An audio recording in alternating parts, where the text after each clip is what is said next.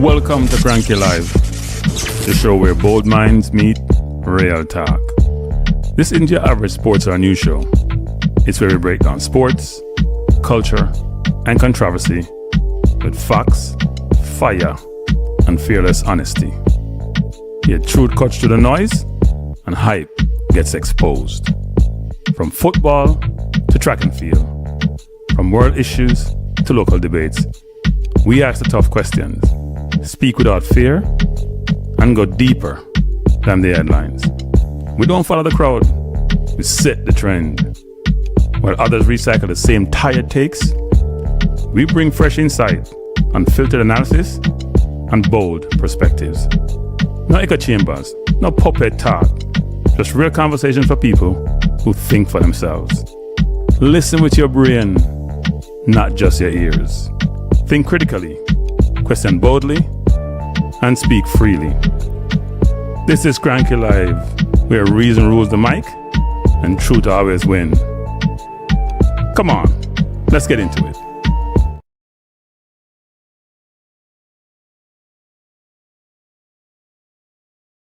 Good night, everyone. Let me know if you can hear me before I start.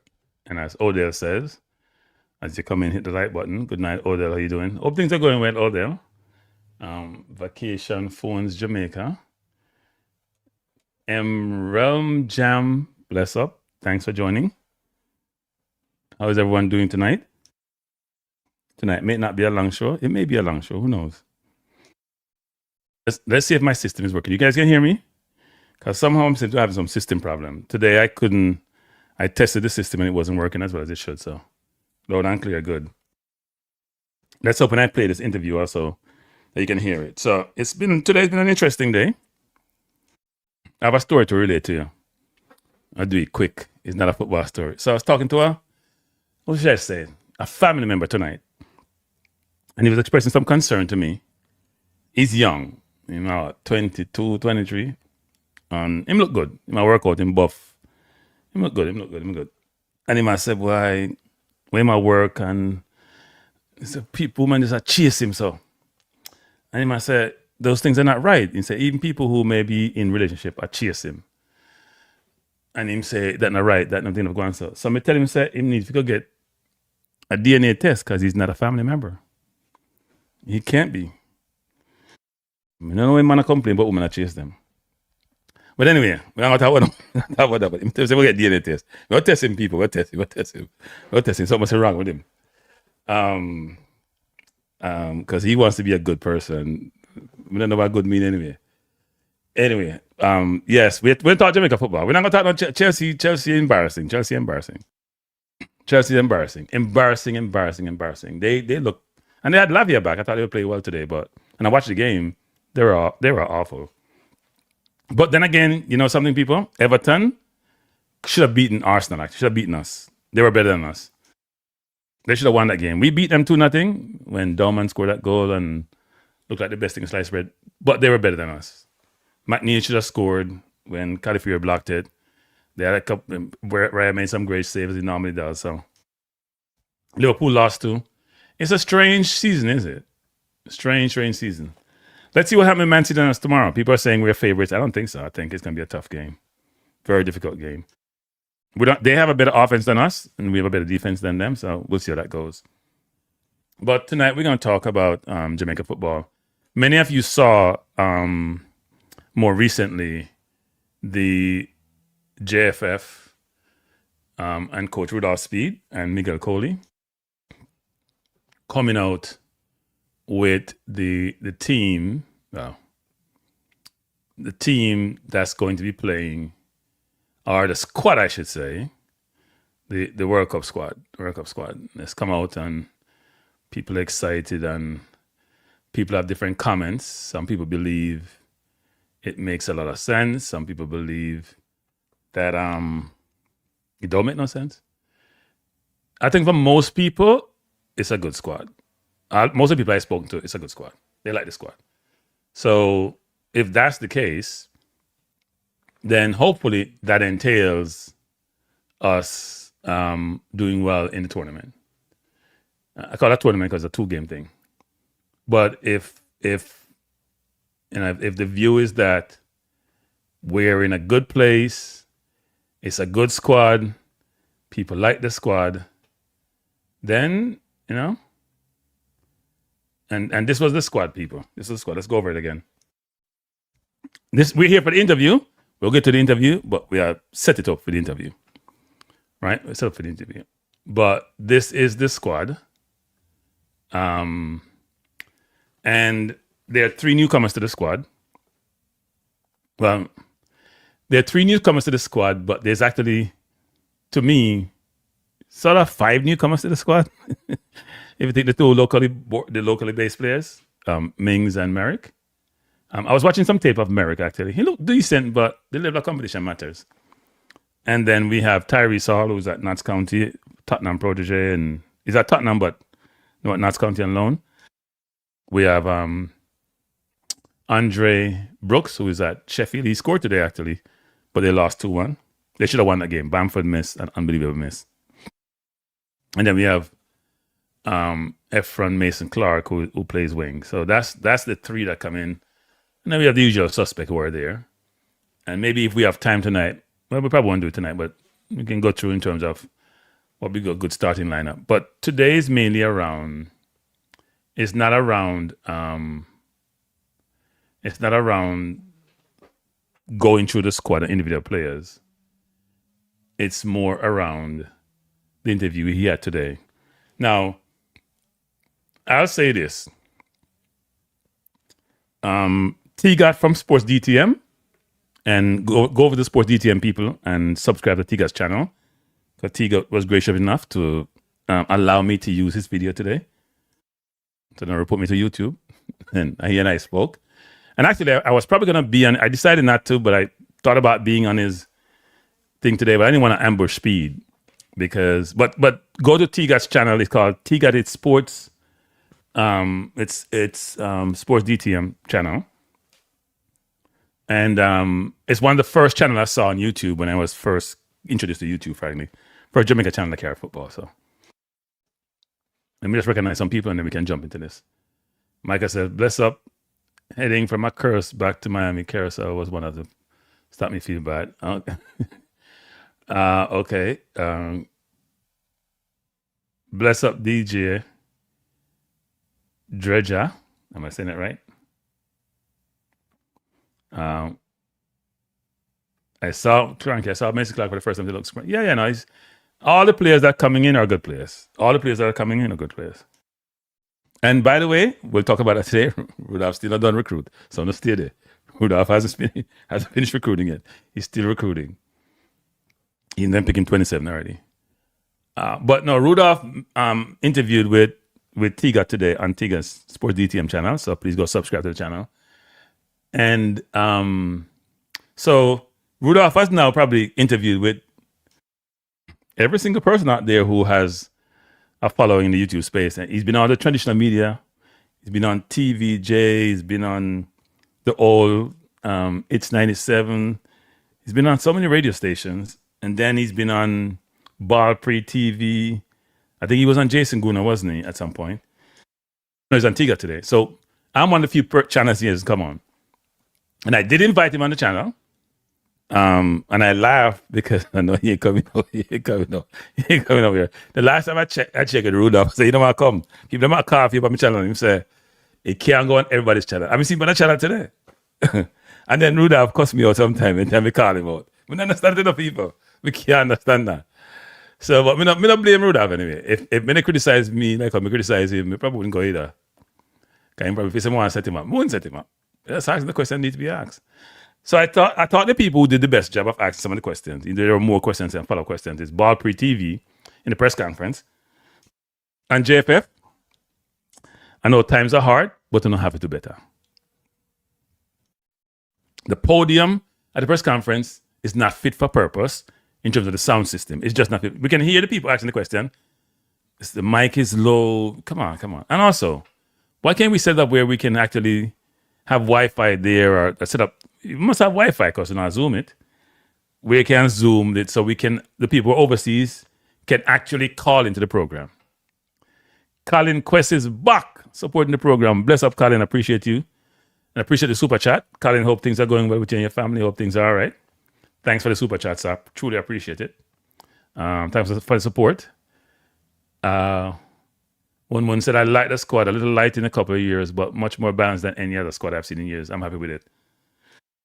Yes, and Rudolph is not stopped. Rudolph not done recruit. Let me say some people. So I think Rudolph has changed in some respects. Again, Colin, thanks for the super chat. I have to recognize you. Okay? I always support the program, monetarily and attendance-wise. So I think Rudolph seemed to have changed. Well, me know him change. Me not say supposed to. Him change in some respects because in the Rudolph and I have a very, how do I call a relationship? Cantankerous, strange, adversarial relationship. Once in a while we do communicate, you know. Sometimes it's not good communication. It's him texting me, cuss me out, or me just send him some message. Not gonna tell what I'm saying to him. But we have communication once in a while, right? Sometimes months pass, no communication, and then we do a show and Rudolph not like it and he texts me about something. But he has changed in this context, which is he's much more supportive, much more open to bringing in overseas reggae boys. I'm not going to say junior people, because I've been seeing the change in the junior yet. Now, if him control that, but I'm not see the change in the junior as much, because me I tell Rudolph this and the JFF this. Your under 20 team, I'm trying to be nice, people, and I'm struggling. Let me be nice. Let me say something nice. The under 20 team have a lot of athletes. They're committed. They run hard. Some of them have some skills. Only if you go get some people ranked down to support it, for supplement the team. Trust me. I watch them play. I watch the under 70 make the World Cup play. Only need some more people to come in. Tyrese Hall, who is now in the squad, has been trying to get into a Jamaica team for the last 2 or 3 years. He was trying to get into the last under 20 team where they had 14 players from England, and they don't take none of them. No, I think they take none of the 14. They take one. Union Welsh, who was the best player on the Jamaica team to get World Cup love. Maybe talk about that enough time. And there are a number of, and as Rudolph mentioned more recently in the press conference about the age of the kids who came in. I call them kids because them young, right? What? Mason Clark, 26. Tyrese Hall, 20. Brooks, 22. That's very important, people, because they can be with us for a long period of time and they have the quality to be fixtures in the national team, just like Cadamarteri does. Another point I want to point out is this. I'm a distract a little bit. I saw somebody sent me a video that Maverick did talking about the squad, and he says he's deciphering the squad and going to talk about each player. Hey, Maverick. No, I'm not calling Maverick no more. Hey, Topical.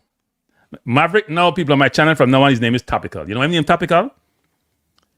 Because he lacks the substance to provide informative information to his audience, to educate and inform them. So from now on, he's no longer Maverick, he's Topical. Hey, Topical, I think you're going to watch my channel. Since me start call you out, say Topical, me know what you say. The last video, you try to put more substance in your conversation. You talk about reggae, but inclusive, you talk about stats. Topical, me never hear talk about stats in your life yet. When you go on your video them. Maybe when people come to your program, you go look it up on Google. And me call you about stats. All of a sudden, you start with the stats thing. And you get it wrong. Me hear say Mason Clark have 7 goals and 5 assists. No, 7 goals and 7 assists, man. You don't even get it right. You know, if you do the stats thing, you can't teach you, Send me a text. Me teach you how to do the stats thing. It's not that complex. But say, watch my program, I tell you watch. Either you watch it or somebody will tell you about it. There's no way you come up with them stats thing there before. And you see you go through each of the player of them and you talk about them in detail. You don't talk about them. You don't know them if you talk about them. You don't know them. You mentioned Tyrese Hall from Nats. By the way, Topical, me come for your program, And talk about Tyrese Hall. You say the man play Bush League. You know why you about in the League 2, same league what Dixon they play now. And now you talk about, anyway, we'll keep going, people. Bless up Jargons. How you doing, Jargons? Our team playing a final tomorrow. Hope you prepare for it. I may do a watch along. I may do a watch along tomorrow. One say I like Hall. I think he can become a special player. Getting him now could be. No. I would agree. So I've been told this, people. Let me just say this. I've been told this. And I'm not breaching the confidentiality. And I'm going to say who I'm talking about. A couple of things I've been told. I've been told this by as good a source as they did, that some of the new players coming in, there are a couple of things that they want. They are happy to come represent the country. Well, I shouldn't say so many players. One new place I know about. I've had some conversation about. They just want to be respected and valued and treated fairly. Let me say it again. They want to be respected and valued, supported, and treated fairly. They didn't say they don't want to be criticized. They didn't say they want to be challenged.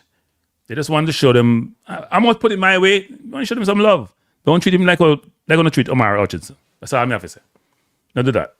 And the kid them feel like so when them come in, they're welcome. Don't talk about them not committed. Because I watched an interview somebody sent me. Boy, I can't send me enough thing. By the way, people, for all the people who keep sending me these information, whether it's videos or whatever it is, I appreciate it. Because that's what keep me up to date.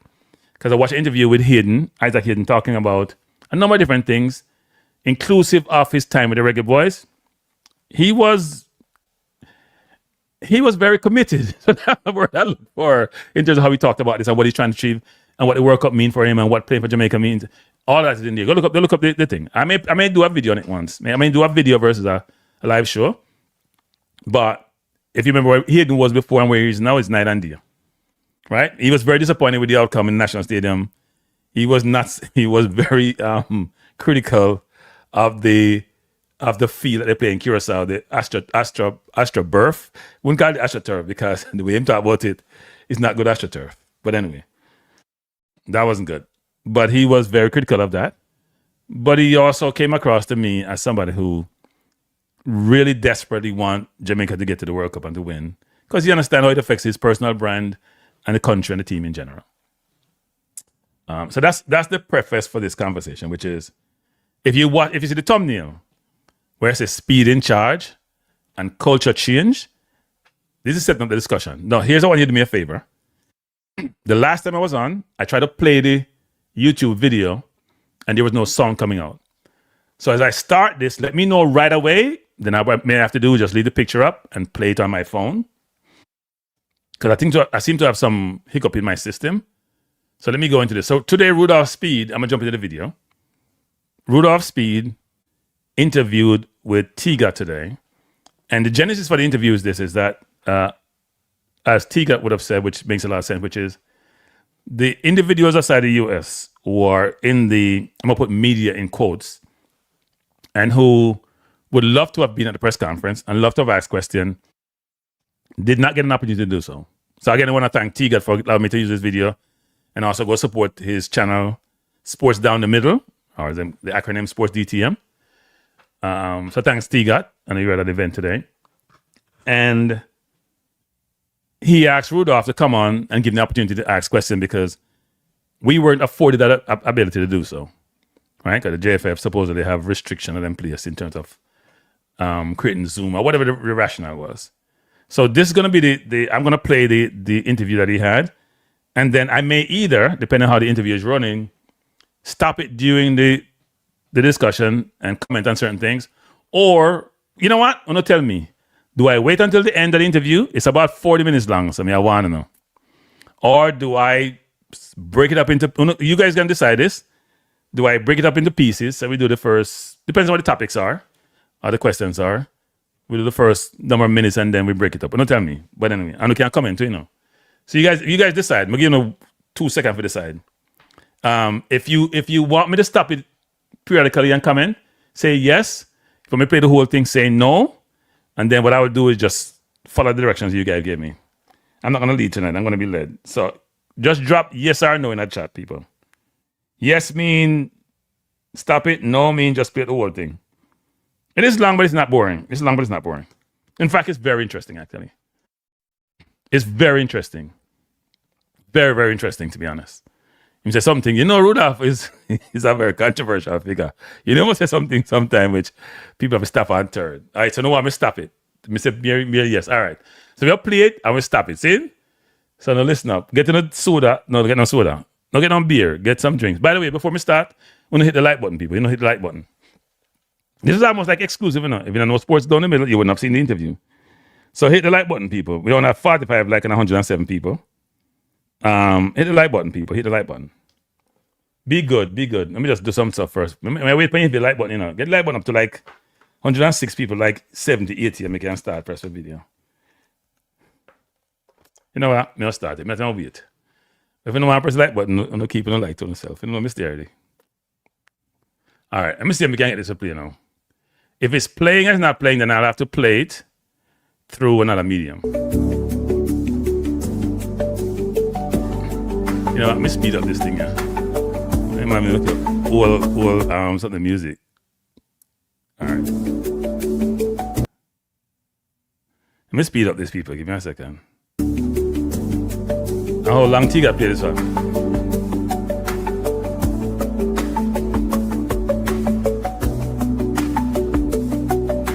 I don't want to miss any part of it, but I know why Tegat have this long. I have a long intro, but that's my personal intro. This is a standard intro in StreamYard. Why is it playing something? Okay, hold up, people. Oh, I go on. Right it. Hey. Okay. Damn, Tegat, that's so long you Tegat. That's so long you this man you. You must have come on late. You must have come on late, you know. All right, he's here. Greetings. Can you guys hear him? Let me know if you can hear him. If not, I have to play another. So another edition. Let me know if you can hear him. Sports Down the Middle. Yeah, man. Welcome everybody to another edition of Sports Down the Middle. Yes, we've been off the radar. Can you tell me if you can hear him, people? Please tell me if you can hear him. Yeah, I've been on a sabbatical journey. You understand? Following the Jamaica World Cup in November, but the mission has been awakened again, and I'm back here. We're back here to support the Jamaican Reggae Boyz and their quest for the World Cup. Yeah, I'm back. Went to a long brief from Thursday. I know everybody was disappointed. You understand? But we're back again. And yesterday there was an announcement of the team. Yeah, the squad was announced yesterday. Everybody know, it's been on YouTube and so on and so forth. So everybody know that the squad was named on Tuesday. So we're gonna go right into the squad.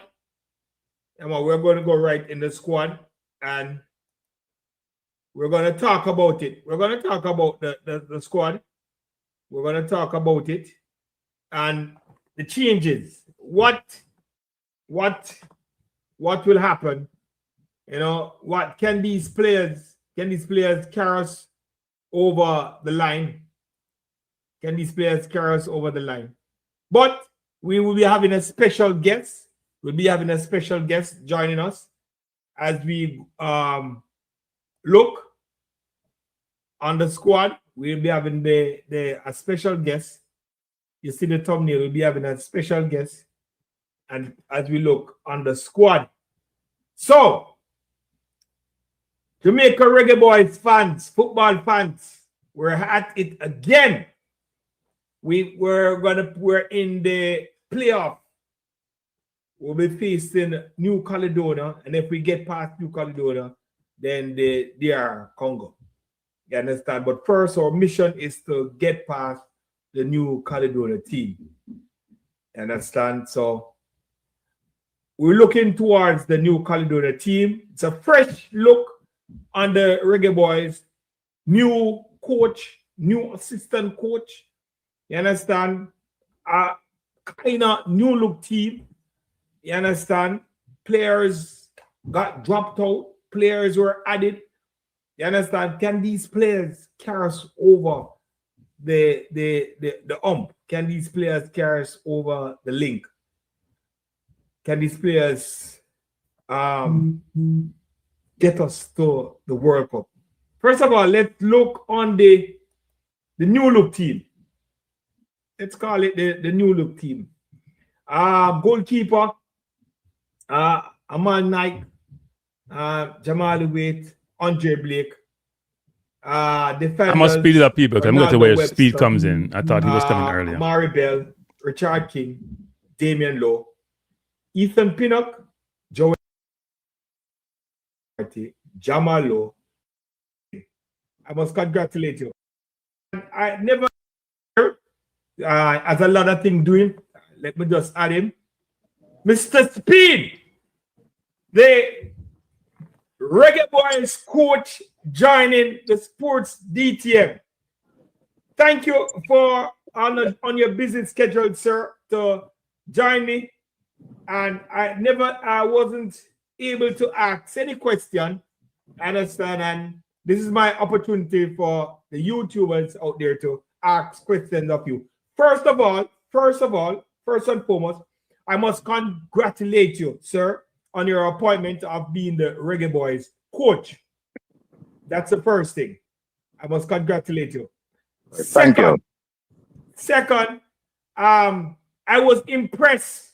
I was very impressed with your the press conference. Very impressed with your press conference. I wanted to play a little piece first. You understand? And let me tell you which part I was impressed about. Let me play this little part. Thank you very much, gentlemen, for joining. Let me just play this little part first. first. In time now, we'll also what I was impressed about. Head coach Rudolph Speid, who will get into the squad for this morning, and momentarily you'll also look at the monitor to your right as well to match what is being said. Thank you. Yeah, thank you very much, Simon. President, thanks for being here. Miguel, I know the effort to be here. General Secretary. You hearing it, sir? Yes, I am. Okay. Just following up on what the president has said. With these selection policies, we try to be as transparent as ever. Yeah. I think this is the most transparent selection policy we'll ever have. So I'll just go through what is going to happen for the next 2 games. So the technical team, definitely, will be myself, Miguel Coley, first assistant coach. Then there's Michael Donaldson. He'll be the assistant or physical trainer with Lamar Morgan. This is just the introduction, folks. So he's introducing his team. Is the doctor. But I want to get to the part. Let me. Simpson, and players must exhibit a high standard of performance. This is it. And of course, other conditions may apply. Right? I skip out a little part of it. All right. Long and short of it, people, he was giving you what the players need to qualify to play for the team, which a lot of people were asking about the qualification. What qualifies a player to represent the country? And with your introduction, sir, I was impressed. I was impressed about that. Tell us how you come about that. How people qualified to play for the team. How did you come up with this metrics? Why you seem to play this as an introduction before you name your squad? Well, I always thought, with coaches picking team all over the world, the coach would usually go by what their standards are, but they'll probably never tell anyone. They'll just decide on their preferences in a particular way, or you pick a team. I thought that the Jamaica people needed to know why, even if they didn't agree. There would be something tangible in front of them that they'll know why players would have been selected. The other reason is we have tried to, use it as a policy before, and successive coaches have said, yes, we're going to pick the best players all the time, but then they always end up picking who they would like to pick. So without, telling everybody what the selection policy is, it's transparent, and it also enables pundits to look at the players to see if the coach is going against their selection policy. I'm a transparent person. I try to be all the time. So it was just easy for me to just come up with these ideas. The other thing was that DR Congo had 24 players in their squad that plays in the top 20 league in the world. How are we going to compete if we don't have comparative players? So if you look at even the English teams and so forth, they will never pick a player from the championship. They'll never pick a player from certain leagues in the world. They pick players from the top leagues in the world, and you have to be on top of your game. So it's something that is there. It's just that nobody has ever written it down. So I just respond to that by saying a couple of things. One is transparency is always good. I think for most countries, we have a good idea about how they select team. They set up normally two fundamental criteria. One is how you're performing with the club, which is very, very important. Two is, do you fit what the coach is trying to achieve in terms of whether it's style of play, requirement of certain positions. And also some coaches will bring in players who are leaders. Henderson, for England, for example. I don't think on merit Henderson, even though he's still a good footballer, would get into Tuchel's team, but they bring them for different reasons, right? Because they're not there with the players 24/7. They want people to lead. They want leaders in the squad. So they make allowance for certain players who can help them on the field. But there are other attributes that they have that would enable them to contribute to the team. I think for Jamaica, over the years, we have actually struggled with transparency around team selection and how teams are selected. It doesn't mean the quote-unquote policies that the JFF come up with. I think they need to go revise some of them, actually, because the policy, as they call it, whatever you may want to call it, such as a contract with top 20 team, or you play in a top 20 league, or you're grandfathered in as the quote-unquote policy, and then they have what they call conditions. Condition would be like, are you performing? Are you fit? I do think one could poke holes into them. Now, all these things will never be 100% foolproof, but I'm not sure the first set of quote-unquote policies, some people want to call it criteria, or requirement, I'm not sure they stand the scrutiny as well as they should. You could poke a lot of hole in them, but I'm sure they'll get, as Rudolph sort of get through and get feedback, they may revise some of them to make them much more able to stand up to scrutiny. And as they go through the conversation, you hear him talk about some other conditions that he has, which he said wasn't asked about in the press conference. But in press conference, it's difficult to ask these questions. Some of these questions that people that he thinks you should ask, or you may want to ask. You feel under pressure in those press conferences because there's so many people want to ask questions, and sometimes you're restricted. But I do think the transparency about selection, where now you have a template which says, here are the conditions and requirements. How do you fit into them? Now, as we go through the conversation, I'm going to poke some hole in them. I'm going to show you certain players who may not meet certain requirements, who may have made the final squad. But I think some of these are more on the margins than more substantive, right? Let's keep going. Oh, okay, good, beautiful. And I'm glad you laid the groundwork for us to know what are the criteria for a person to be on the Jamaican team. All right, first question I would like to ask you. What will be the focus of your new assistant coach, Mr. Miguel Coley? And are there efforts being made to retain him beyond the playoffs? No, if anybody start to talk to me about beyond the playoffs, I don't want to talk to you because all of my focus is just on the playoffs, nothing else. I don't know what is going to happen afterwards. That will be a different story. All right. So, what is the focus of your, assistant coach, Mr. Right. So everybody focus is to get us to the World Cup.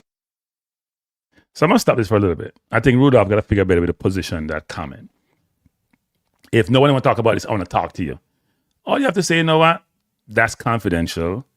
I don't think you should be discussing this forum. And you move on. I said, we don't want to talk to you. We have to try to, look, Rudolph has done a very good job in the press conference and did a good job in the public domain. But when you use certain language and you communicate a certain way, it may resonate with some people in the wrong way, right? Say, me don't want to talk to you if you want to talk to this. Someone like, you try to bad me up and push me away. Versus saying, look, if I give you the information, it's going to be something that may be utilized by my opponent. I don't want to go into that avenue. I want to talk about the team selection. That was the press conference was about. It's a better way to phrase that. We would have spoke about everything as a group, though. We have a small little group. We have Michael Donaldson from Arsenal. Yeah.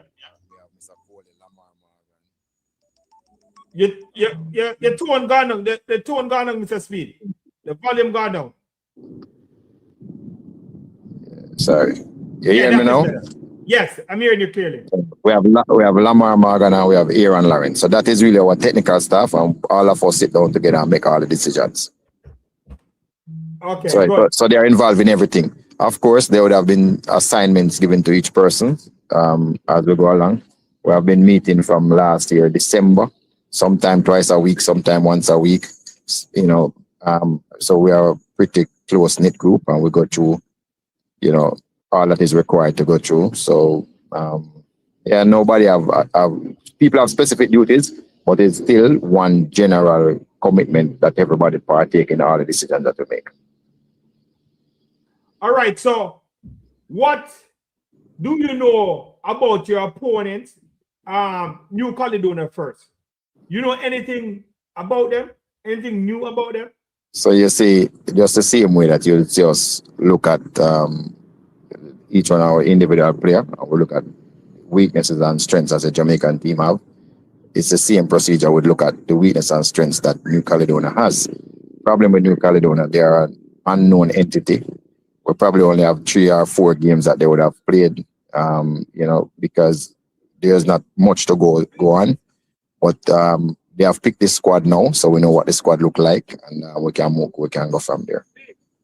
Okay. So, Sir Speed, now the fans want to know, you understand? Want to know what should we expect from the upcoming qualifiers? What should we expect?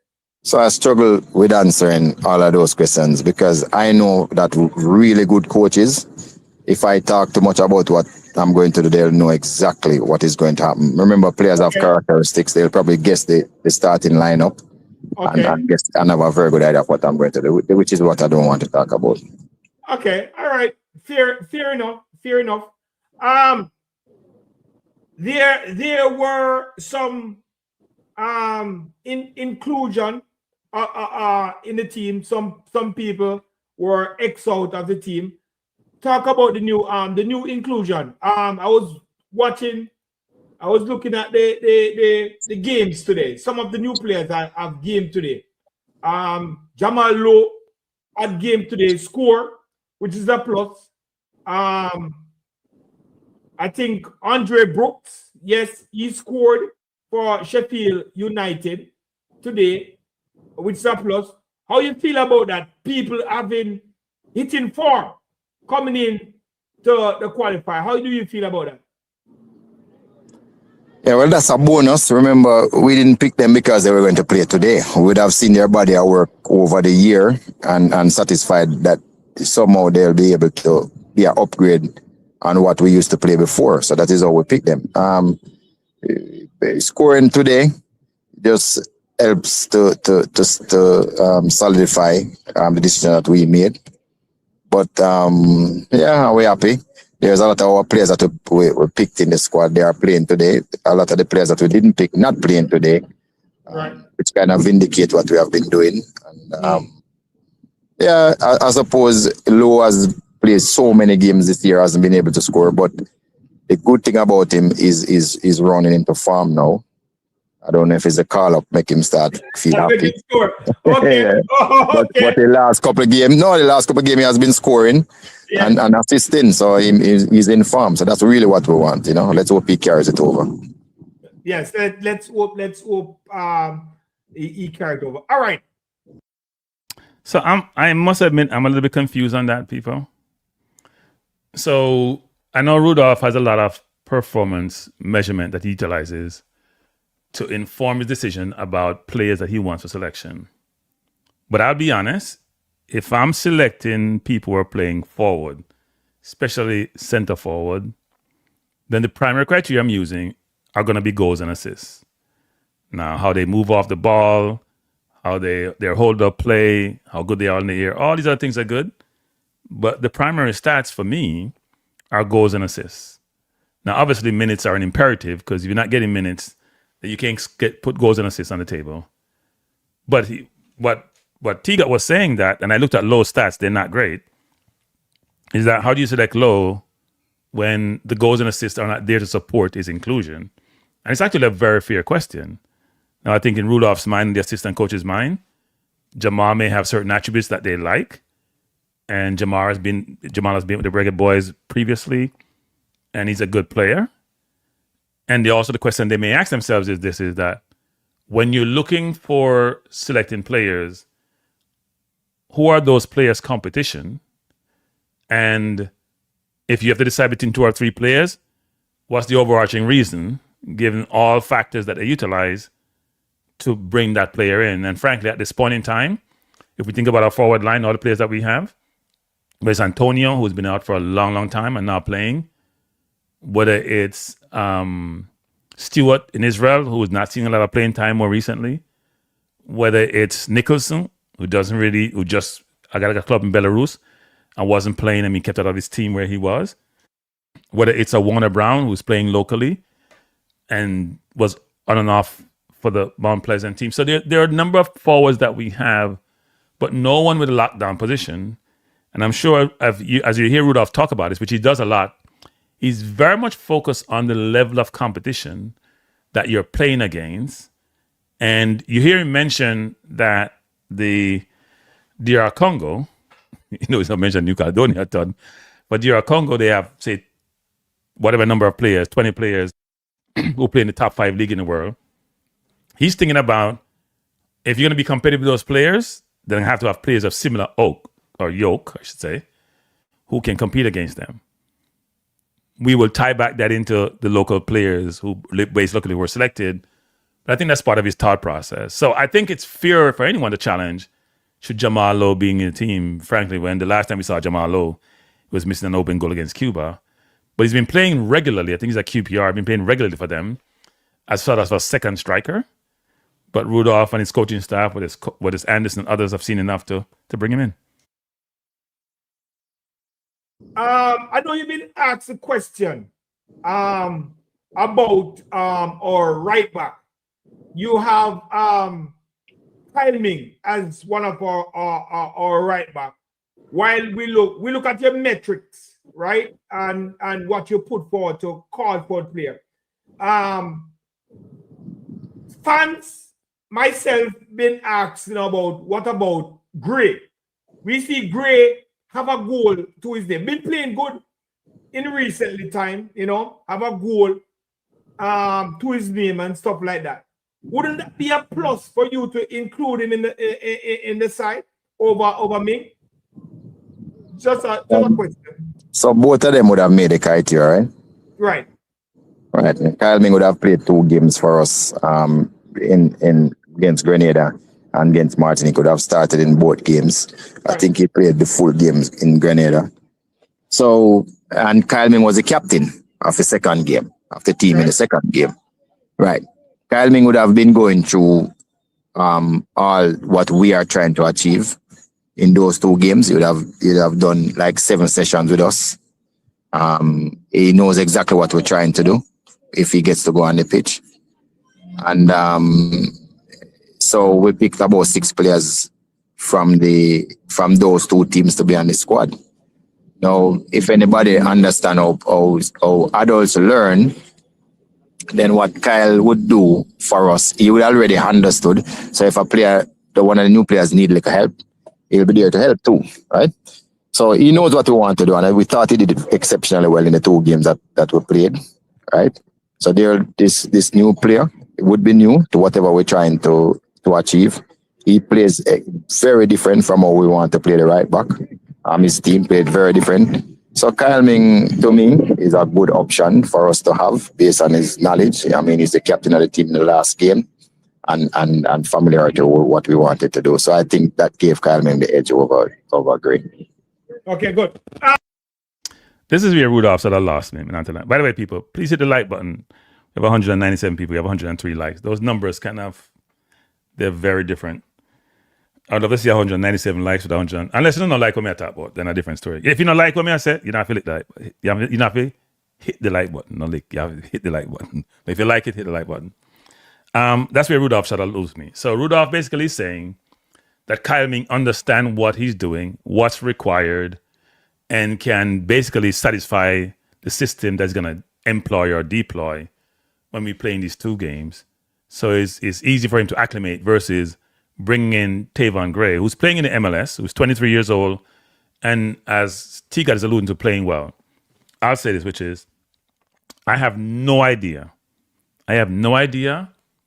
how you effectively assess the capability of a JPL player given the level that the JPL is. Let me say it again. I have no idea whether it's Merrick or Ming. And it's not that I'm knocking these players. I've watched them play. It's very hard to judge a player against inferior competition. Right? Now, I'm not going to say I'm the biggest Tavon Gray fan because I watched Tavon play before. I haven't seen him play in the last maybe year and a half, so that's why I don't want to judge.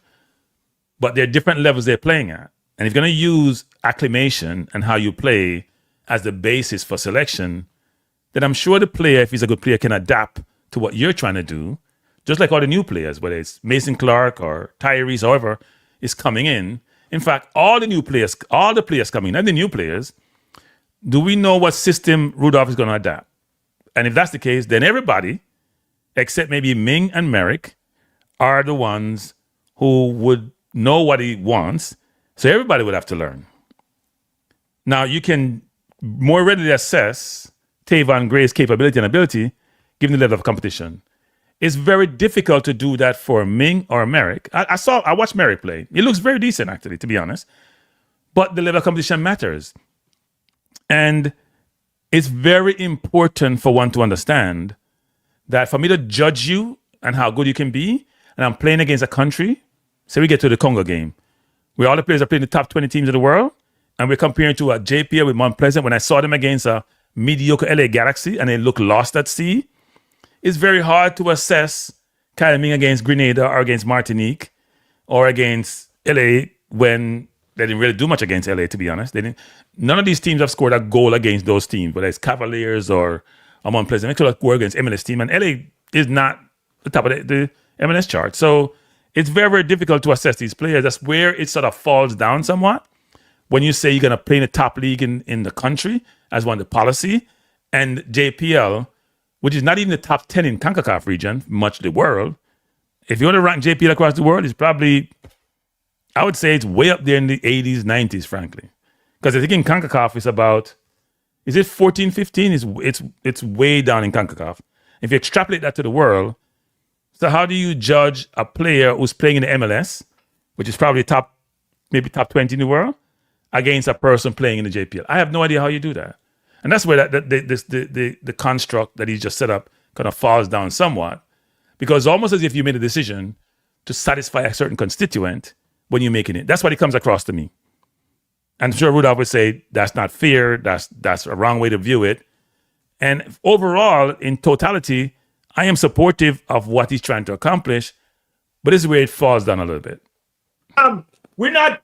Well, I'm not disputing the pick because the coach pick who him think can fit his system. I'm just want to getting your thought of mind, what you're thinking about. So don't I'm not arguing about your pick. No, I'm fine. It's right for you to ask questions. You might not like the answer, but I gave you an answer.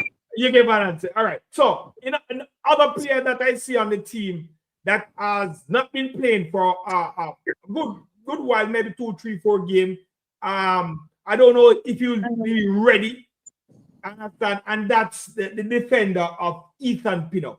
What are your thoughts picking Ethan Pinnock in this crucial game, and he hasn't had much game time?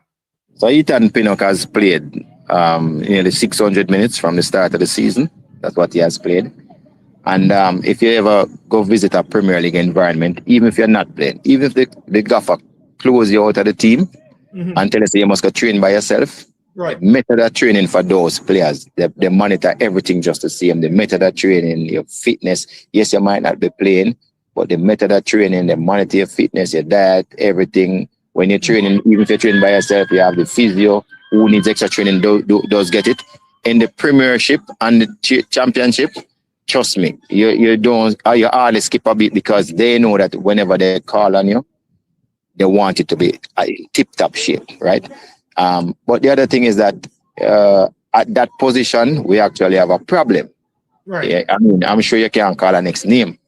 And and he would have satisfied all the criteria. And those are some of the reasons why we just had to pick him. Because in those positions, right, we don't have a lot of options. So unlike another position where, say, we're blessed with wingers and forward, it's right. It's much easier to pick a winger and a forward. But it's much harder for those positions that we don't have much option in those. All right. What I noticed. Oh, by the way, Go ahead, Ethan Pinnock is training every day, and he's playing in a league that is the #1 league in the whole wide world. Okay. Same with Bailey. Even although they don't have the minutes as some other people, right. Those two, Rico Henry, if he was fit, I would shut my eye and pick them. Just shut my eye and pick them once they are playing in those leagues. So this is where, again, Rudolph's support of players, because Rudolph focuses a lot on performance, right? And rightly so. But is performance just metric about how many kilometers I run? Or is performance as a defender, how much interception I have, how much ball I head out, how much tackles I win, how much blocks I make? The more qualitative factors, how I cover gaps, how I cover a space, right? I mean, what's the sort of criteria? Because it's really interesting to think about it. And it defeats his argument for Ming and for Merrick, actually. Because if you're saying, if I play in the Premier League, even if I'm not getting game time, that's sufficient for me, then it has to go the opposite, which is no matter how well you play in those much, much lower league, it has to be like you're Jesus. I shouldn't use the analogy. Way out there. And even then, it's hard to substantiate how you're going to make the team. If on one end you're saying, even if you're not playing, you're part of the 450 players in that league, that means you're good enough. Even if you're not getting game time, it goes the other way around. Now, we also mentioned Ethan play about 600 minutes. And we're saying Ethan doesn't play. There's another player in the team. I'm not going to mention the team, the player, because I criticize him too much, who probably play less minutes than Ethan. And he's in a regular team. He's one of the wingers. Play probably about 600 minutes for the year too. And his last 2 games, he played 90 minutes. Maybe he played 90 minutes today too. I don't know.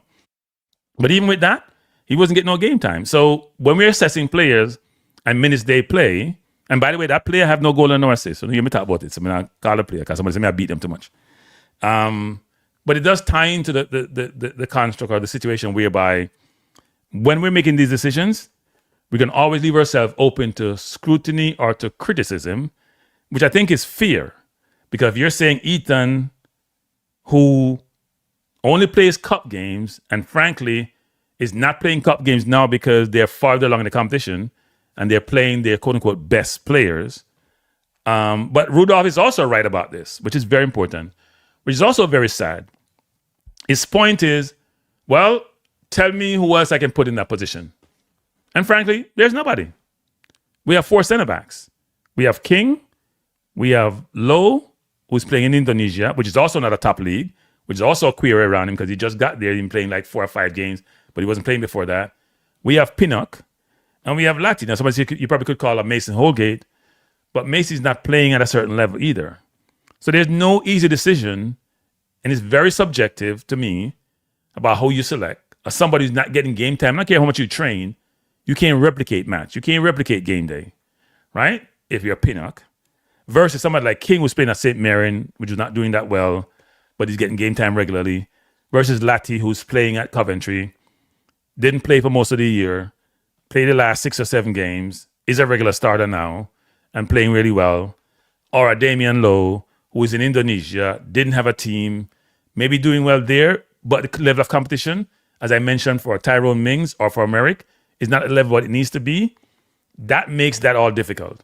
So I don't envy Rudolph and his coaching staff in their selection process because in certain positions, as he alluded to, center back, right back, center forward, we're challenged, really challenged. Okay, well, good. All right, so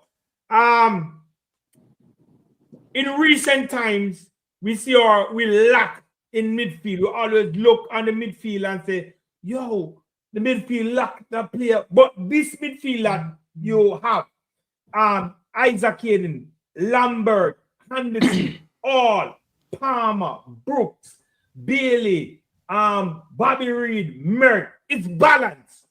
It's balanced. Why didn't we get this kind of midfield going forward? Why?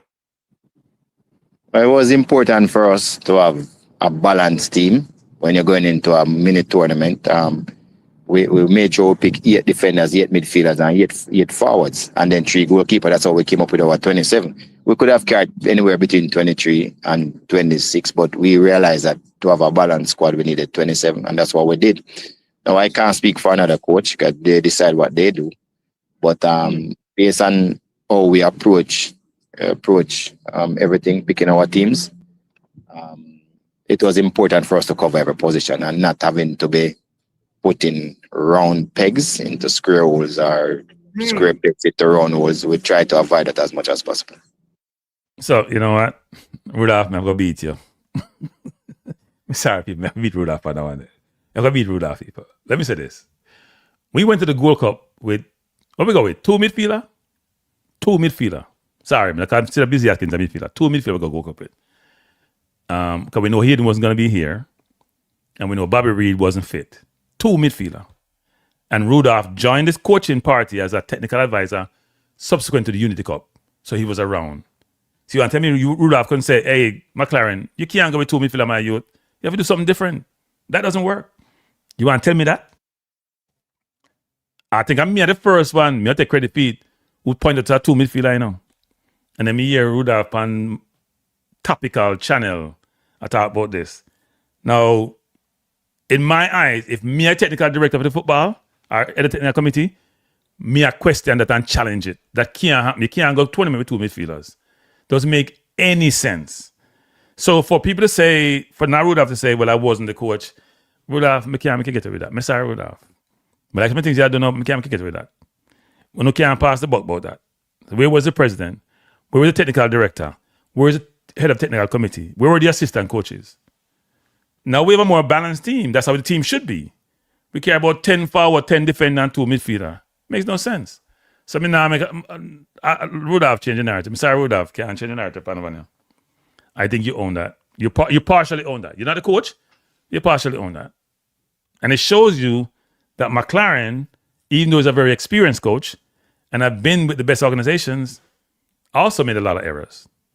All right, so with this, all right, so Squid 876 Isaac got hurt today. I don't know how serious it is. I know that he played 50 minutes today. I didn't see if he was injured. I don't know. You're gonna check. You're gonna check on that. About Isaac. Could be sad. I don't want to really see Isaac out. We are clarifying that. I know you're gonna clarify that. Understand? So all right. With our the midfield is good. The wings and forward always okay. Always okay. I just have a little problem within, as I say, with the defense line, you know, the period of the center back. Or somebody say Isaac is injured. I don't know how serious it is. And they say Ravel in. Oh wow, you have to go get back to the drawing board with that one, Sir Speed. Sorry, go ahead. Sorry, I didn't hear that. Could you repeat? Okay, they're saying that Isaac got injured today. I know that he played 50 minutes. Yeah, but you know, with those teams, if he got injured, I mean, that doesn't mean he can't come. Yes, so we don't know the extent of the injury. So until we figure that out, we'll deal with it. But you see, again, it was so important for us to pick the players, pick a balanced midfield, because we have people who in the midfield now who could play for him, you know. Exactly. So yeah, that's why it was so important. Very important.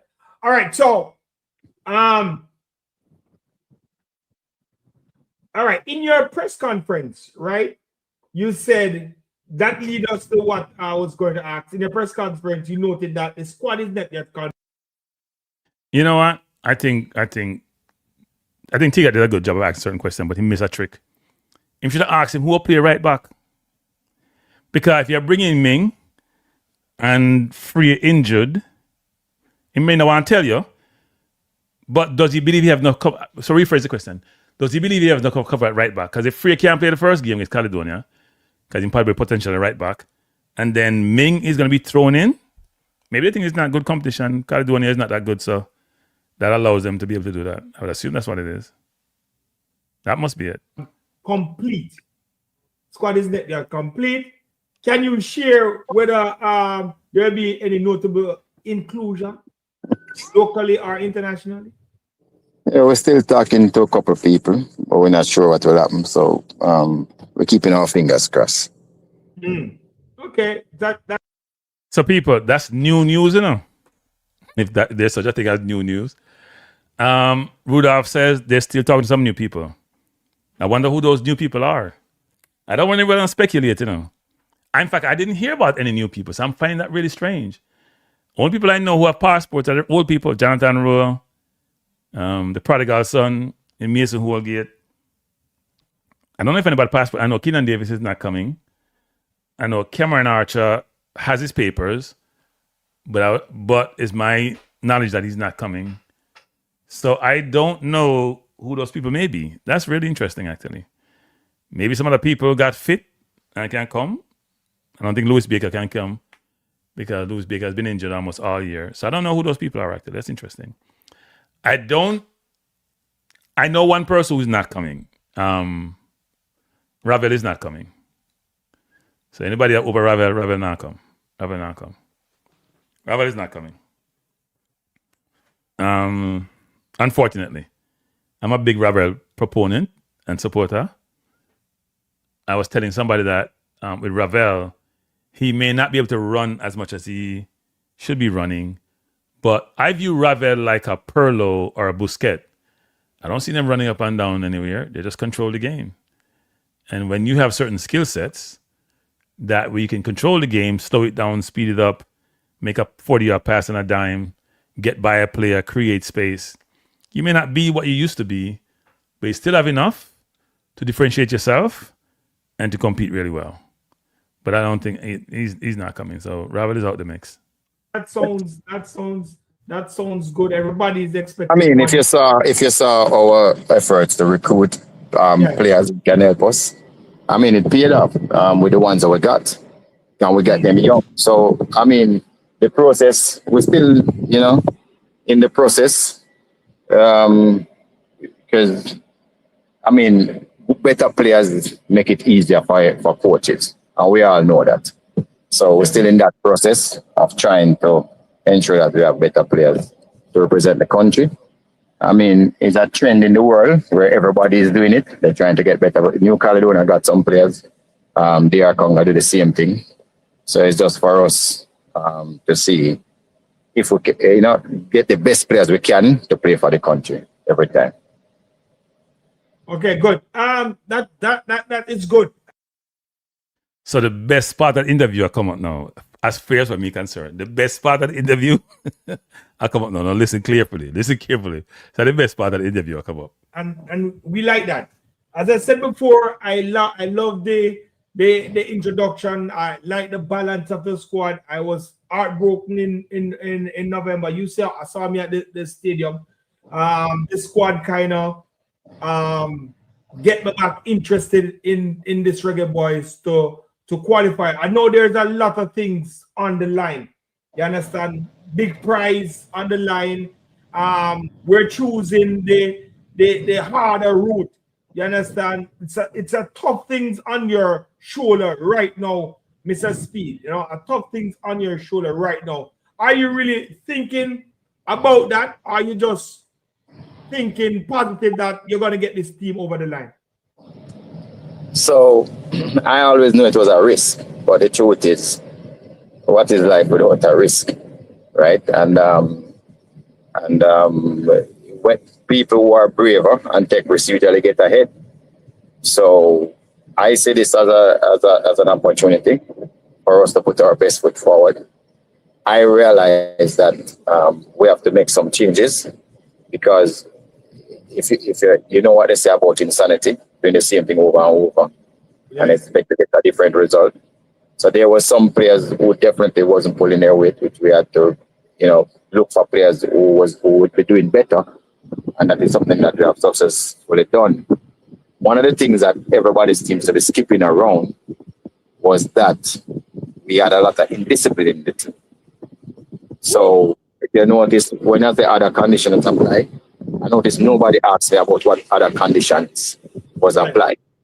But we had players that was breaking curfews. We had players that was when the coach never sleep at the hotel, no time at all, when we provide them with a room for themselves. We had players that the coach was walking out to get it early morning exercise and see the players just come in. We have players who think say them can fight police and, be unbecoming of our national player. Videos circulating about them, etc., etc. Everybody seems to ignore those things, and then when everybody at the stadium crying their heart out, we have players going to party and don't understand. Say, look here, it's your thing that I understand, but how do you think it reflects on the rest of people and the fans, etc. So the truth is, if there's something close, you and another player close, and we don't trust you, what you are going to do, then we probably look the other way. And it's just normal life. Also, we expect players to take care of their career. We can't take care of it for you. So, for instance, if you're a coach that see you every single day, don't trust you. Don't trust you enough to put their jobs on the line.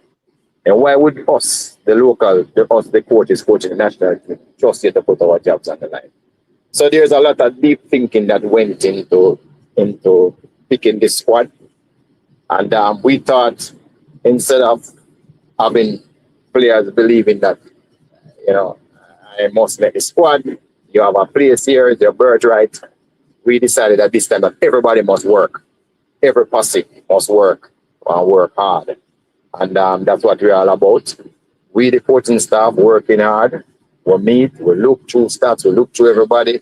I mean, what we have to do, make sure we have the balance.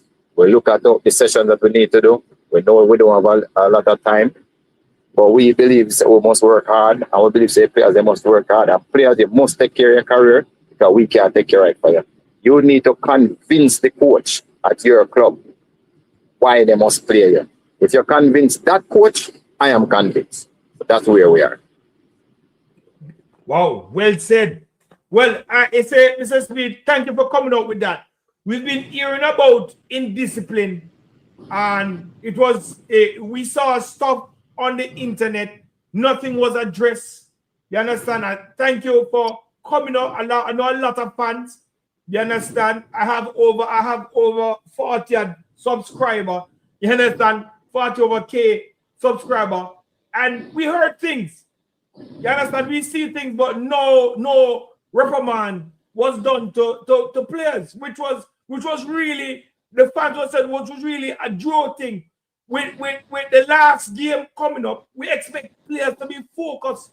I will see pictures coming out to players was at club and stuff like that, which was foolishness. Totally foolishness. You understand? So thank you for coming out to let the fans know these were some of the things. Picking players for the national team. We need professionalism, sir. We definitely need professionalism. And we thank you for coming out and telling us what has been happening. So under your watch now, what will take place to provide? Well, I am not telling anybody what to do, but remember, there's consequences for your action. In the 2 games that I had to coach, the last 2 games, there was one player who missed 2 sessions from 6 days. I just threw him out of the squad because I don't know who used to be his coach, but that will not work with me. And I think that is the level that Jamaica needs to reach to be able to compete, with the rest of the world, because that's where the rest of the world is anyway. There's always a flooring. There's a flooring that we can't go below that. It doesn't make no sense. We are going below a certain standard. There's a standard where we just can't go below. I mean, even in your life, everybody's life, there's just a standard where you just can't go below. And once you go below that standard, then you're going to have issues. because nobody going to trust you. That's where we are. Yeah, definitely. So players have to take responsibility. You understand? We the fans have to also take responsibility, and I'm glad the coach is taking responsibility. Now, looking towards those 2 games, people are asking if the inclusion, if you're planning to start your new players, then the inclusion in the team.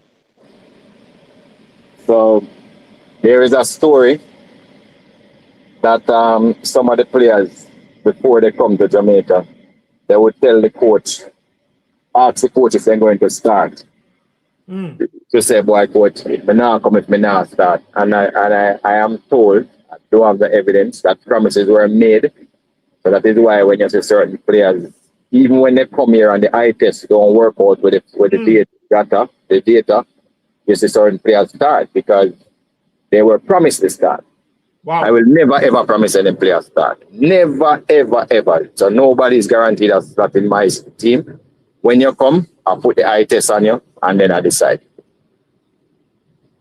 Fair enough. There you have it, people. You understand? Speed is dropping the gauntlet, letting players know. You understand? We have a mission. You understand? And this is a serious mission. Fans out there, players, if you're watching, it's a serious mission. The Jamaican fans is really depending on this.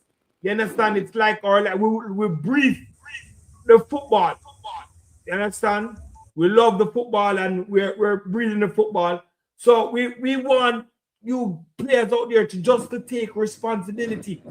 You understand? Mr. Speid, in the last match in November, as you know, it was the passing of Melissa, and people left from the part that was badly affected just to watch the game, and they left disappointed, sir.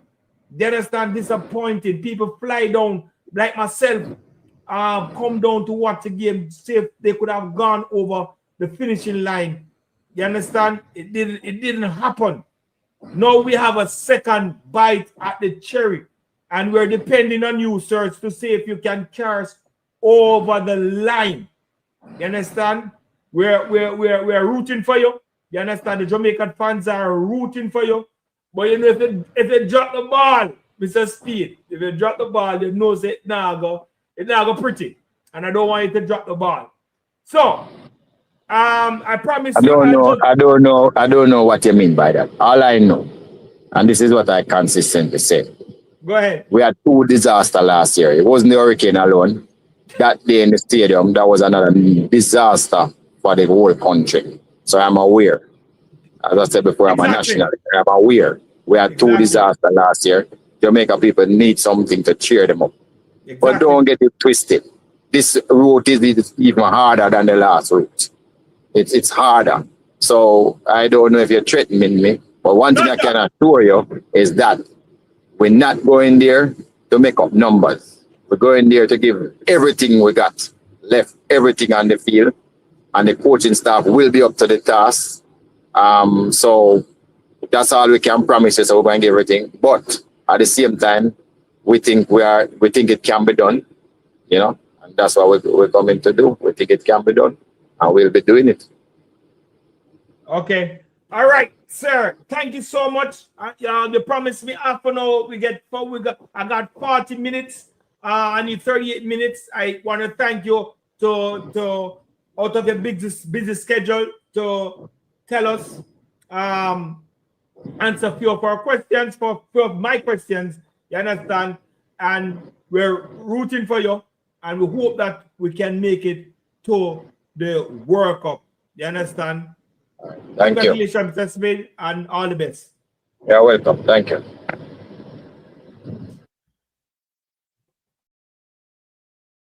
All right, that was Tegat. By the way, Tegat is on Sports Down the Middle. Go subscribe to his channel. He was able to get this interview with Rudolph. I think I mentioned at the inception of this. I also asked Rudolph. I wouldn't say I asked. I did indicate to Rudolph that he has an open invitation to come on this channel so I could interview him. And his response to me was, he says he's a busy man and he cannot go. And I'm gonna say exactly what he said.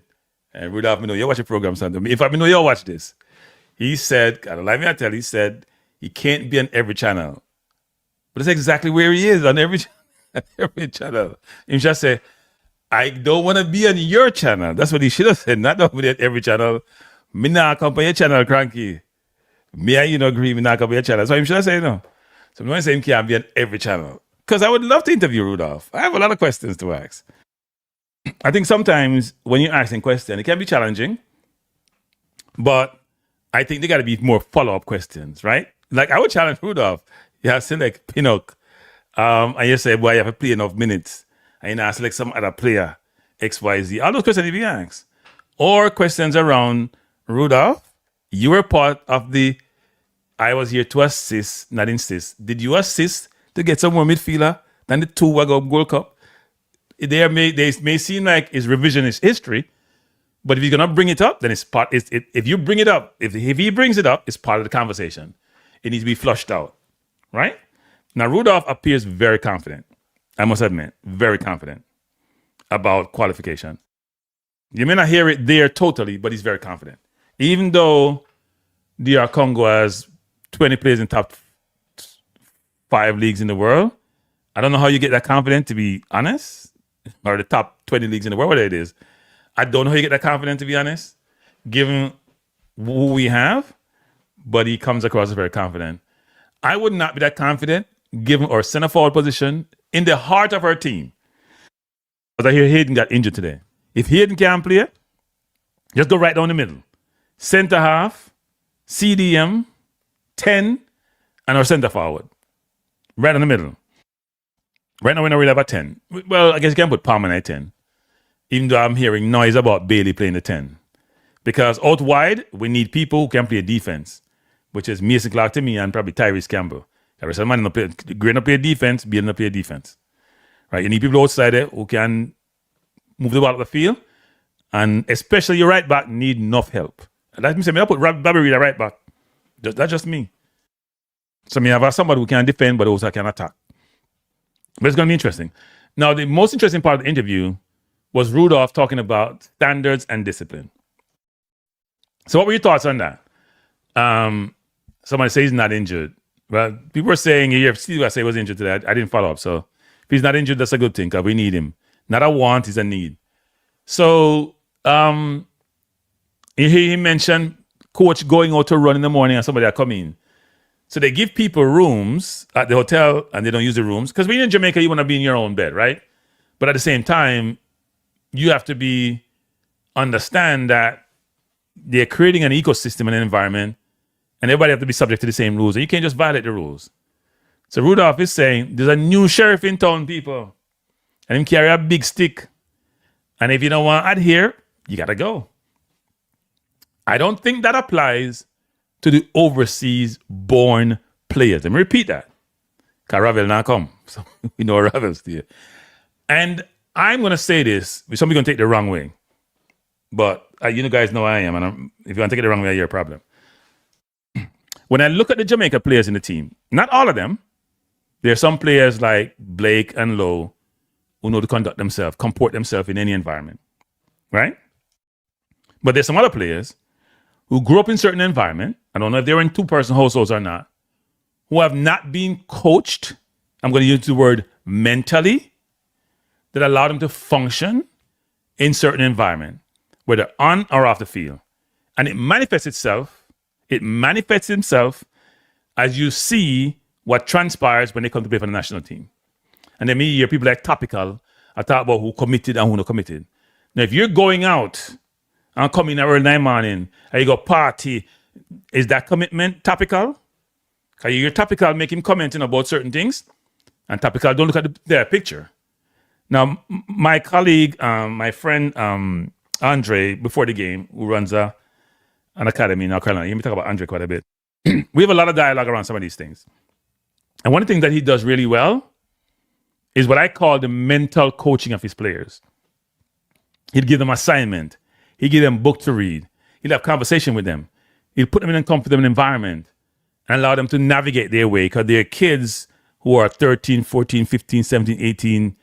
that he wants to develop as people first, and some may have leadership capabilities. He want to develop them. So he challenged them mentally, not just physically. And I was going to ask somebody in the JFF this, which is, what are you, do you talk about coaching? Is coaching just coaching the technical aspect of the game? Or are we focusing on the mental element? I did hear the new technical director talk a little bit about this. But the mental is just as important as the physical. Sometimes even more important. And if a lot of kids who play football in Jamaica, you like it or not, come from one single parent also, come from challenging environment, they don't have the infrastructure, they don't have the support network to allow them to think and operate a certain way.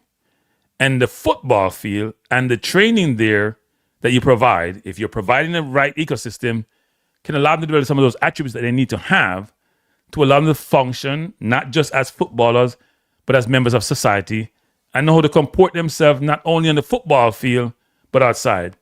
And in fact, this is important, and this is interesting. My friend was telling me he was watching the under 17 girls and how some of them behave in the field in terms of their aggressiveness, some of the things that they did. And he equate that to some of that old challenges, right? Are you coaching the kids to be human beings, to be people, to help them evolve, grow, develop, or just coaching them to kick a football? Because what's going to happen is them playing on the field is going to be affected by the cranium, by how they think. And it's very important to marry the two and to make sure you're training their minds as well as training them on the football field. And that's part of the problem that you see sometimes with some of these individuals in certain environment when they're conducting interviews. What to say, how to say it, when to say it, how are you going to be viewed, how is it going to affect your brand. We see that happen with certain people. I'm going to throw a shade too. When your advocate or your mentor or your manager or the person who you look to for guidance, when they themselves need guidance, where they themselves are not an example, when those individuals are part of the problem, then you have chaos. And we have seen that. When the person that you're looking to, that you think would be there providing the guidance and the mentorship and helping you navigate those environments, but that person is toxic, then that's part of the problem. Now, one of the things that we challenge with our people is this. Part of our biggest strength is our biggest weakness.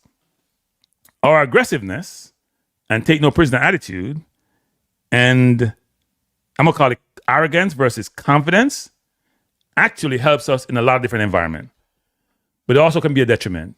So how do you channel that and use it to help you as an individual versus and being a positive versus being a negative? So I'm going to stop preach. But I think what Rudolph touched upon, that component, I thought was very important, because when I see Hogginson made some decisions and then backtrack from it, Rudolph now backtrack. I think sometimes you have to make the tough decisions. You have to use people as examples who are violating rules and let people know, well, you know what, we have standards, because it affects performance in the field. It does. Right? It does. I didn't call on name people, so I can't throw anyone who want me. I can't nobody name. Let me give an example. If you can't equate to the name, then it tells you a lot. If you can't tie and say this person, then it tells you a lot. That's all I'm have to say. So I'm not calling nobody name. All I'm saying is that how you operate and how you behave sometimes a reflection of the environment you come from and how you've been coached, nurtured, trained, and who you emulate. And if you have bad example and that's who you emulate, then you know what? That's what's going to happen. But I did like the interview. I did like the interview in a lot of respects. I think there were good questions asked. I do think some questions should have been flushed out. You know, I'm going to say this. Hey, Rudolph, because we know me and you always a battler. If you ever want to come to this environment and for us to have a conversation, like we had in our first interview, Rudolph, it won't be that easy at all. You can come to the channel. You can make this your last stop before you go to the work, even though you know you're busy. Because after this weekend, you're busy. So you don't have to come. You don't want to distract from you. You have job to go do. I don't want to distract from you. I would love for you to come on this forum and we have a conversation. An interesting conversation. You know how that go. I've got to ask you some tough questions. I can ask you to throw a question to them. All right? I'm not actually throw a question to them. Can't do that. But But I like some things Rudolph is doing. And look, I am not one of those individuals who is opposed to Jamaica having all coaches who have Jamaica heritage. I don't want to say locally born coach, because I believe if you're a Paul Hall, for example, or you're Barnes or whoever they are, and you have ability to coach, I have no problem with you being the coach, especially those people who have gone overseas like a Coley and learned their craft and come back. Even though I would love him to have some prominent job, because there's a lot to be learned in those environments, and come back and support the national team. I think that's fine. And here's another thing, Rudolph. I want to tell you, Rudolph. By the way, people, if you don't want to call the number, I'm making a comment. You can do so. I'm not planning to stay long enough. I have some stuff to go do. Let me just put this up. There's a call in show too. This is something, Rudolph. It's very important for you to understand that the country is supporting you. Some people may be opposed to you. Some people may say you should never get the job. Some people have also negative things to say to you. But at the end of the day, most people I know, including yours truly, want us to go to the World Cup. No, I will get grief if you get to the World Cup, but I prefer to take that grief than the other grief, which is we don't get there. I mean, if you go World Cup, you probably have to close on my YouTube channel. I can't stay for YouTube. Give me and you a battle. I can't stay for YouTube. I've got to retire from YouTube. I've got to retire. Retire. Cranky, stop begging. They're beg. No, man. I don't care if Rudolph want to come on that. People, you don't know me. Come on, you know me better than that, man. If Rudolph want to come on, in come. If you don't want to come, I feel in business. I don't care. YouTube is a hobby, people. And I'm a job, It's a hobby. I do it for fun. And you see the idea, I stop doing enough show. So don't get carried away with that, my youth. But I would have one come, I don't really care. That serious. Not serious. I'm busy nowadays anyway. Can't barely get to YouTube. So I'm not beg, man. If you want to come. No, seriously. If you don't want to come, I don't care. I don't care. I think people would love to see the conversation, but I don't care. Good night. Wait 1 second. I think my thing is up. Give me 1 second. Give me 1 second, Carla. I think I disconnected my thing from the system today. Yeah. Give me 1 second. Give me 1 second. Let me connect you. All right. You are live. You're live. Go ahead. Yes. Good night, man. Good night. We just a little thing me said. I want you to check on it. When you was talking about some of the players from overseas, right, that supposed to come here, you said some of them, you was calling some name, some of them who not going to be here. And you said Kieran Davis, right, and you said Archer, and you said Davis want to play for England, but yesterday he played for Udinese. And I see where his status is updated now to a Jamaican international. If you could check on it, you see it for yourself. Here's what you guys are missing. When did England announce them squad?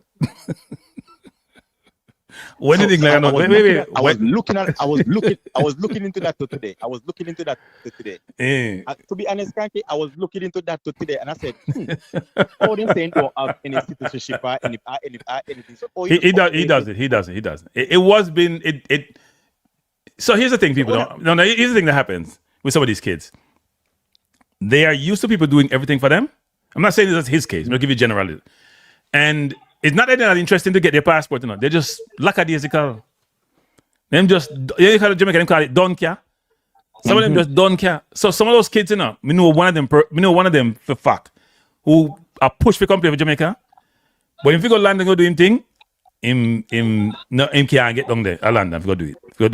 Go London at the office, right? Him just can't get there. But him a push for do it, Me want to come. And then him not going to London, go do him thing. So, what you do? So, Cranky, this is what more get understanding then. I don't know if you can understand it then. So, when this status updated now, say Jamaican, what they have in their position to say, to prove that, what they have, what is it that? No. All it is that I have Jamaican heritage. So, most of those guys think they're Jamaican anyway, Forget about all of that. They think they're Jamaicans, but they want to play for England. But before that me tell you, like right. Last week they were all and the match card they show they are English. Right. And yesterday showed Jamaican. Cameron Archer was updated today to Jamaican. No. Cameron Archer having papers. Davis not having papers. My understanding, Cameron Archer having papers. He getting papers then. Okay, because I see it updated today too. Yeah. No. He has his papers, but Keenan Davis, in my understanding, didn't get his yet. I don't think Keenan pushed as hard as he should have. Huh? Oh, so I just want to know if then so that means that Cameron Archer then overlooked them, basically. I don't know if he overlooked. Look, Cameron is not in the best of form. Sometimes those kids are not in the place they want to be, and they're like, you know what? I got my papers, but I don't think I'm ready to play. Because he's not starting regular Southampton. He's not getting regular game time. He's probably not in a good place. He's probably got to think about his contract. So they may not want to come, even though because they may not think they can contribute how they want to contribute. You know what? You want the best of you to come. If you're not in your best situation, you may not want to come. That's my interpretation. Because these kids push to get their papers and then get it and then say, why, I don't want to come in a star and then, you know, me not play well or whatever. Yeah. So that's probably part of it. And the next thing that I saw, out of all these players that I'm saying to you, one of the guys that in the squad, all female don't update it. Yeah, because it varies, right? It depends. Yeah, Brooks one is not updated. Brooks one still saying updated. Brooks still saying the same thing. Yeah, but it depends on who doing the update, right? Who's telling who to do the update? Right, yeah. Now, I bet next time it's updated because they're going to tell the team that it's the Jamaica International and them pro. When you're in the championship and you're international, you want to see how much international is in your team, you know. So you're promoted. Yeah. You're promoted. Because that attract attention. So you're promoted. And if you hear Hayden talk about... Yeah, go ahead, sorry. Yeah, only that was the only thing I didn't want to get to understand. Because I know one that said then all of a sudden then Kieran Davis one updated to Jamaican International and I think Speid was saying something about documents, so that's why I don't understand. Well, I would think that it would be tight for Keenan. Based on where I thought Keenan's situation was, I don't have all the particulars. It'd be tight for him getting papers in time, for change allegiance, for make it. I don't think that happen. Unless Rudolph, I create miracle people. Rudolph, I get man naturalized, no. Rudolph, I create miracles. I was looking into that too, and I was saying, all of those stuff never happened before. So, but to be fair to Rudolph, and this is what I knew from a long time ago. Rudolph wasn't really that much involved with the national team. I don't know if he was influencing decision making or interfering, but in terms of the team and a lot of things on the team, Rudolph never see Rudolph for one game and go game, you know. Never see Rudolph for one game, meaning overseas, you know. So some people travel the team like the Gen Sec and the president. I've never seen Rudolph. So I don't think Rudolph was as involved in certain aspects as some of the individuals. So he may not be involved in terms of peak and naturalizing player. Plus, at one point, I believe Rudolph was like everybody else saying, you don't need a foreigner them. That's me. But no, Rudolph is a big foreigner, a big diaspora supporter. Biggest diaspora supporter. Him say him change a while ago. So him say me not treat him fairly because him change a while ago and me not give him credit. That's what I'm saying. But me no personally now say the people that get naturalization, Rudolph is very much involved in it.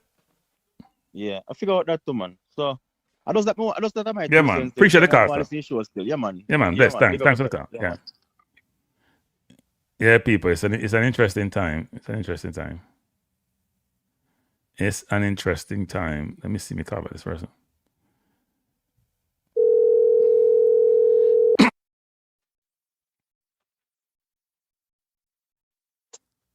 You're live, innit? You're live. Where's your kids? You're live.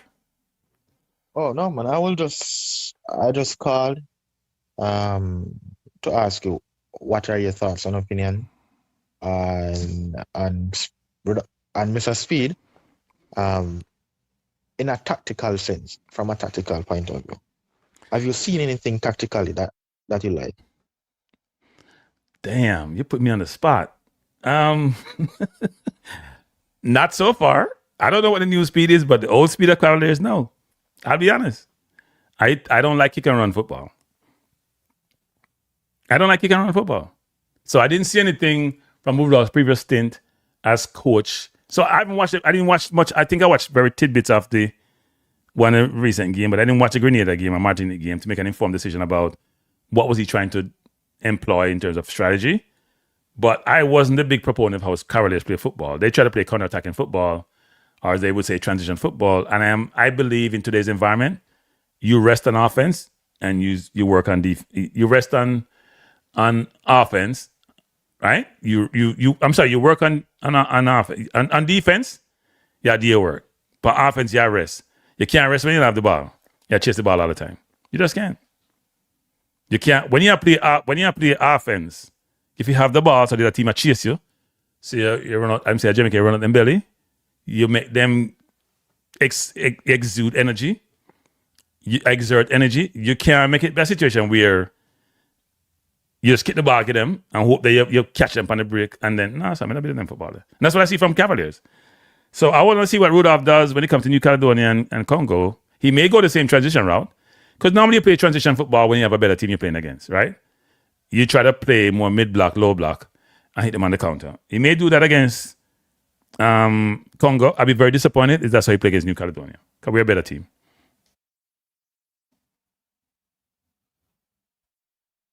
Ricky, to your left? I'm saying muted. No, man, I'm here. Sorry. Oh, okay. Yeah. Yeah, man. All right. I had the pleasure of seeing where Rudolph Speid team trains. Right. Yeah, I had the privilege of watching a Cavalier team train. I think that season was the last time Richard King played. And Cranky, trust me, that field that they train on at Alpha. Oh Jesus. I would understand the kick and run. I don't support it, but that particular pitch, I don't think it would help with attacking football or possession football. The ball was moving so slow. There are so many things to stop the ball from reaching or detouring the ball from its intended target. Right. Based on the pitch. But Mr. Speid made mention in an interview that his team was one of the best passing teams in the league. And he... passing what? You mean passing? Passing what? You mean run past each other? He said Cavalier was one of the best passing teams in the JPL. But I don't want a JPL because there's no metric or anything that I could use to like say, all right, they are close to MLS or USL. There's nothing.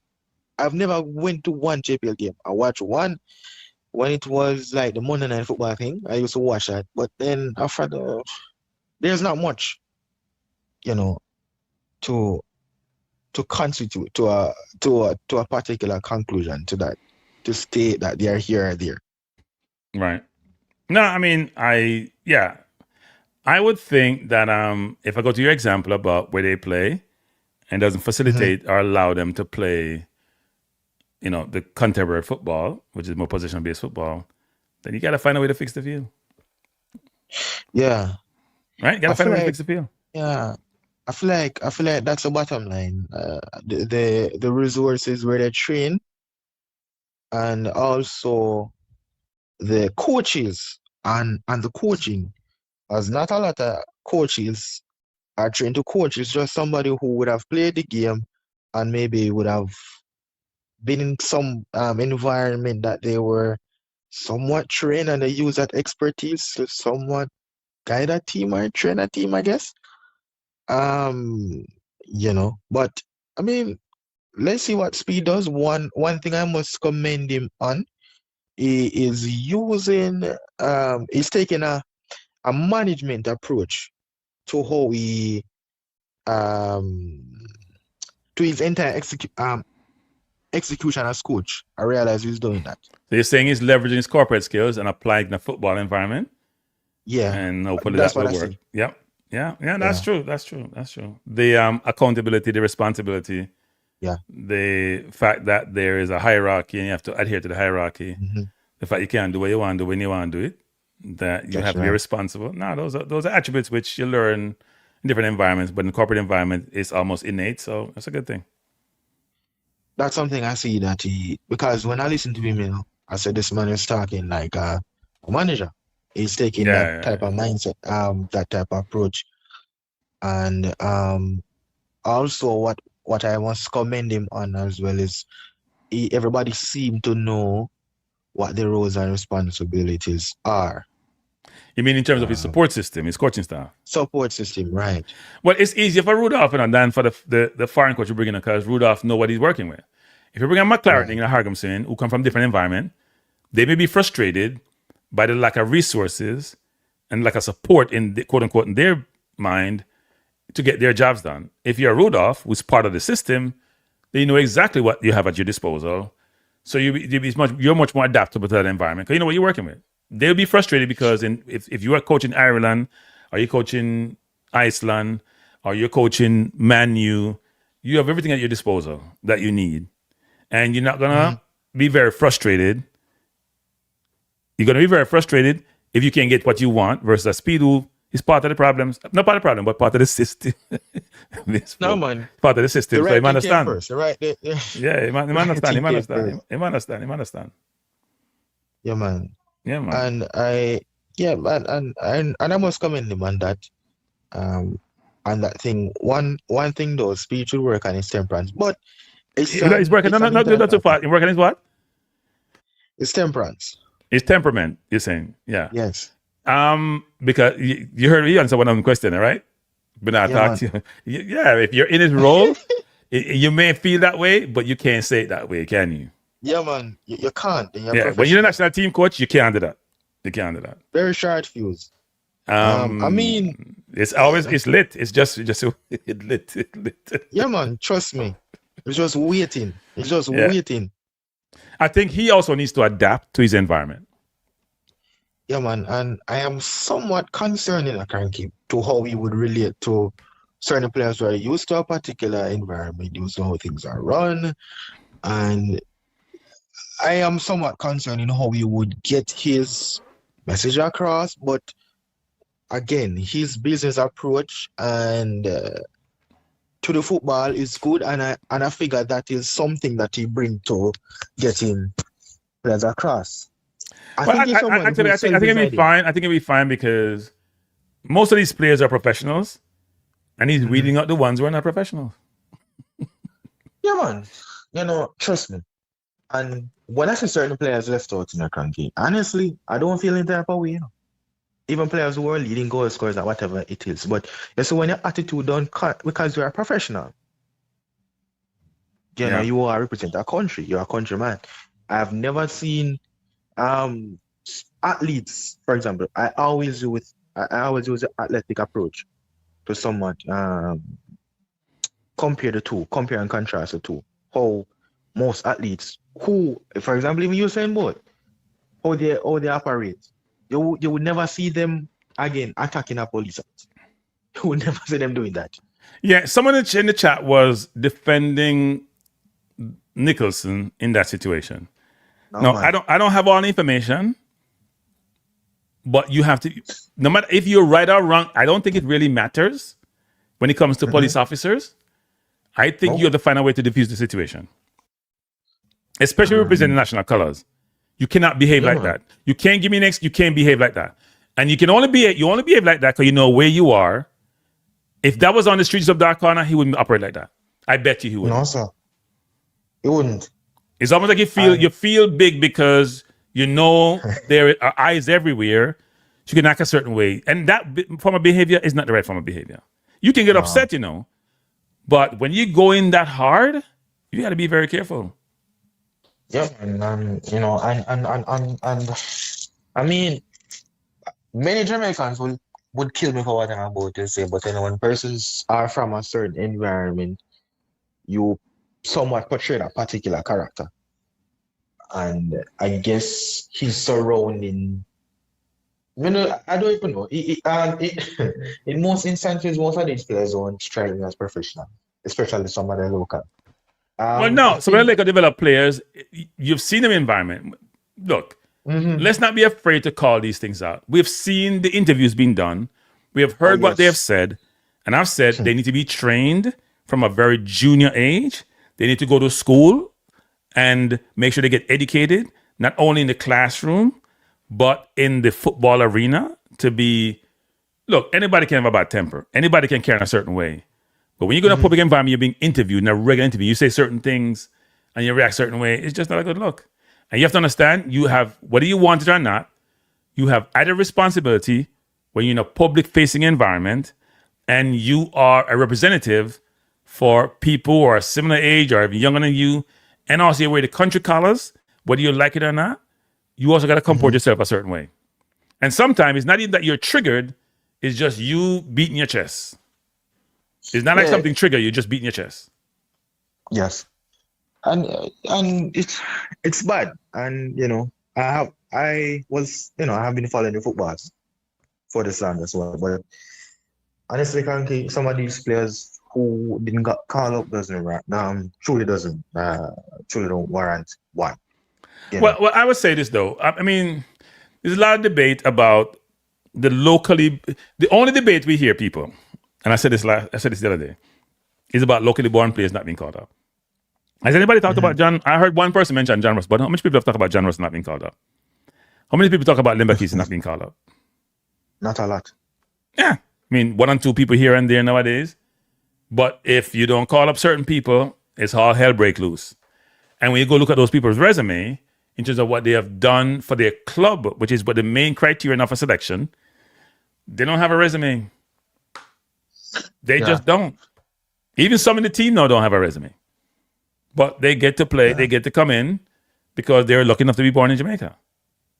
Right? And so I understand in every country that you live, whether you're Brazil or in England, people support their locally developed players because they have been affiliated with them from a junior age. But they also embrace players who may not have been if you're at Arsenal, don't they embrace players who are like Nkapi just come in, or they embrace players like Martinelli from Brazil? They don't only embrace Lewis Kelly or Saka. They embrace all the players play for their team because they're not part of your team. You embrace them. That's not how Jamaica operate. No. That's not how Jamaica operate. And the JFF also is part of the problem because they also don't embrace those players enough and promote them enough. All they do is promote the local players. Once in a while, they'll throw a Cadamarteri on the street cover. Most times, I know they want to sell tickets, it's the locally born players. They're not making it holistic. They're not fearing, and they don't let me say that. They're not fair. They're just not fair. No. But anyway, all right, sir. Appreciate the call. Yeah, man. No, bless us. Thanks for kids. All right, have a good night. Yeah, man. Buenos noches. Cranky. How you doing? Long time? I know a long time, Jen. It's a long time. But Cranky. Yes, sir. Is a new sheriff in town. Yeah, there's a new sheriff. All right. And he's taking no prisoners. No prisoners. I'm trying to tell you, F around and find out. Yep. No prisoners. See, if you want to go party, you better stay at the party. Don't really come home. if you're walking, then man go work out and you're walking, just keep walking. Just walk past the hotel. Very good. Your room. Because I told my guys, I don't fire you, you fire yourself. Yep. And you see what that guy said? That football is a business. And that's how you got to treat it. It's nothing personal.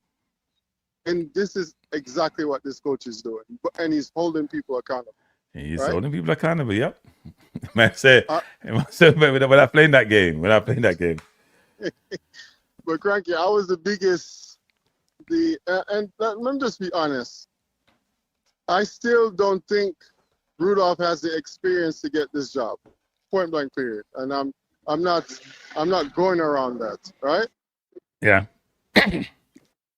Hold on, Cranky. You know I'm downtown Atlanta, so somebody asking for some money. Hey.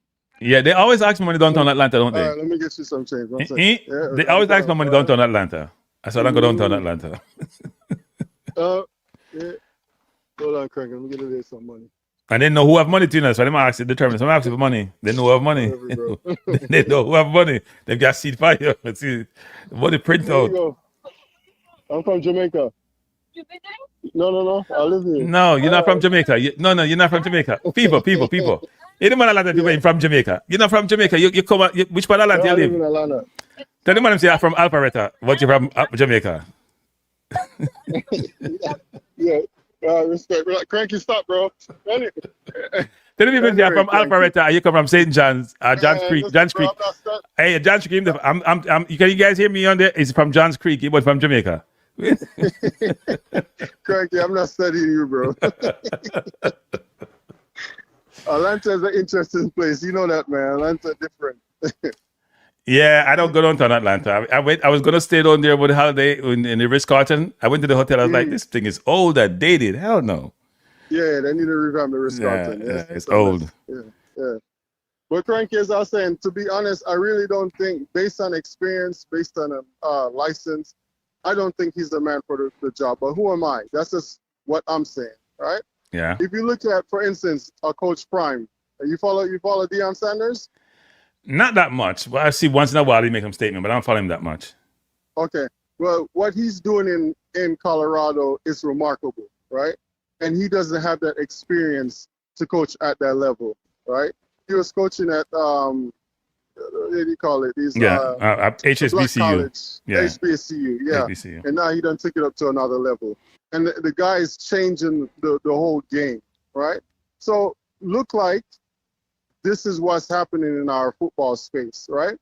Because when you have a national, because you have to understand the national team and the committee, the organization, they're the one that sets a precedence. Wrong or right, Cranky? Yeah. Yeah. Okay. So when you have a coach that comes out and is hard on standards, right? That changes the whole mentality of the JPL. Because if you have a coach that come out and say, listen, he want discipline, right? He's going to interview the coach about who you are, you know, your standards, blah, blah. Do you think you should be on the team? It's not just your skill set, right? It's an overall interview, right? And this is where I think we're missing, because a lot of people may look at players and say, yeah, they're good, let's put them on the national team. No, it doesn't work like that, Cranky. You know that, right? Cranky, you're probably you're a good accountant, but you go downtown you go to Deloitte and Touche for an interview, and everything is on paper is great, but they look at you and they're like, nah, he doesn't fit what we have going on here. I actually, I am very familiar with Deloitte and Touche, by the way. But anyway, very familiar, very, very familiar. But I'm just giving an example because I know, but I'm saying I'm very familiar with Deloitte and Touche. Spent 10 years there, but go ahead. Okay, well, yeah, I heard they work out like a dog. Yeah, they do. It's a good firm. They were in the world trade. Not to digress. When they bombed it in '93, and then they moved. Actually, I used to work on the 94th floor, you know, in World Trade. Got you. Oh, yeah, wow. that's the way Cantor Fitzgerald got hit. Yeah. My timing was good. I left there before that happened. But anyway, keep going. Yeah. No, but so basically that's what I'm saying, Cranky. Like, I from the Rudolph Speid when he first got the job, right. Convincing. Like he was trying to convince us, the supporters, and everybody else why he got the job, right?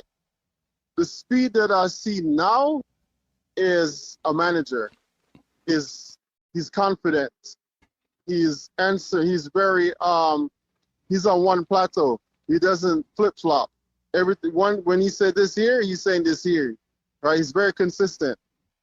So I think we need to be excited about what we're seeing. I'm not saying, like lay the red carpet out, but what I'm saying is we need this. Jamaica football need this. And the fans have been crying for it. We need this. But let me ask you a question, Cranky. What's going to happen with, what's this kid name that play in Russia?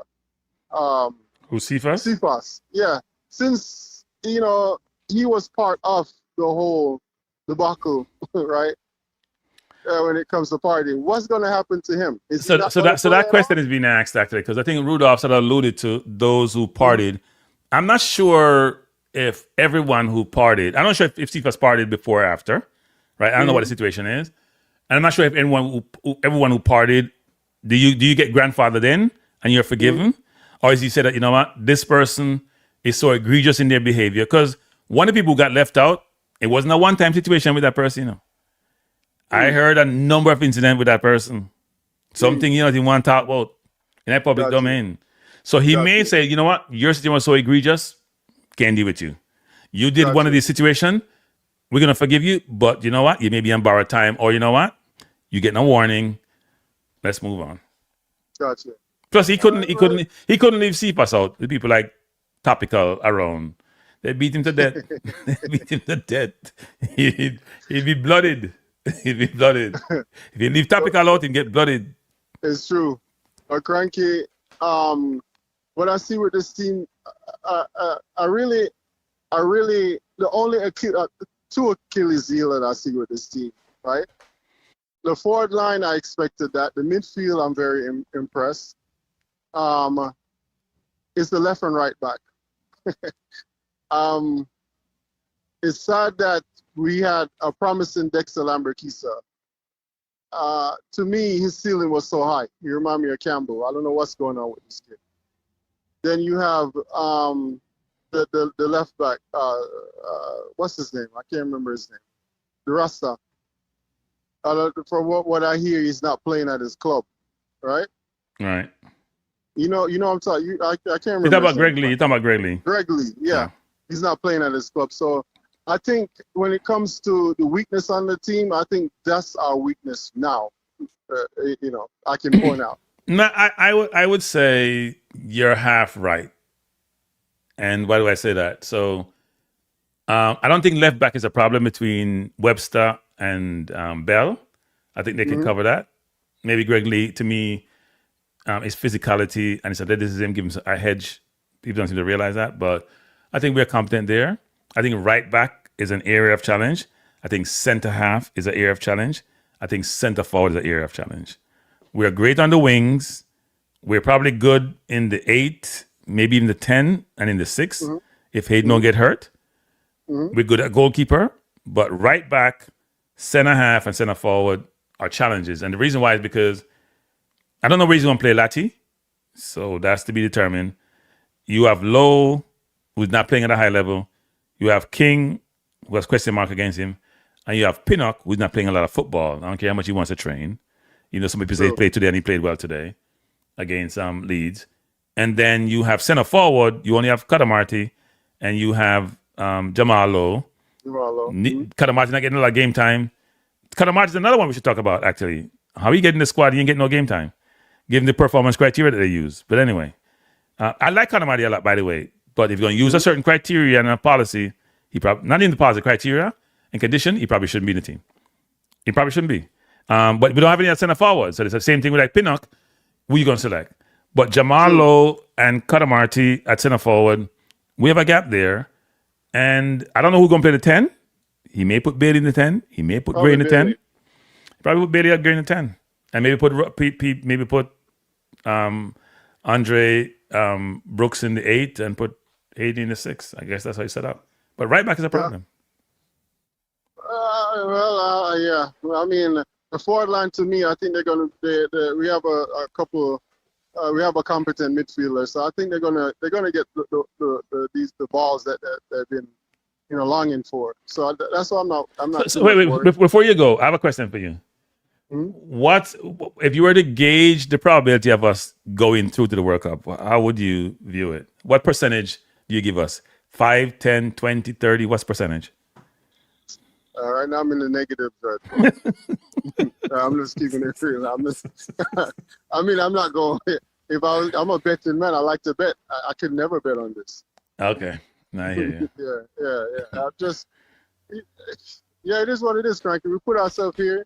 Yeah. We just have to, move mountains, and hopefully Rudolph and the team can do just that. Yeah. Now we hope so. Yeah. We hope so. You got to move it's a big mountain to move, True. But Cranky, one before I go, what you think about what you see as far as Rudolph overall now? Look, I think Rudolph is changing. And when you're that seasoned, I won't call him old, it's good to see you can still change. What do I mean changing? So I see him changing in terms of him more embracing the holistic Jamaica versus just local. And that may come with you realize you want to win and you do everything to win. I see him as it relates to trying to bring diaspora players in. It's not just talking. Actions speak louder than words. And the 3 recruits that came in, he's instrumental in bringing them in. I see him trying to be more, which is tough for him, being more transparent, but also trying his best to be more accommodating, which is very hard for him because that's not him. In fact, he's probably biting his tongue.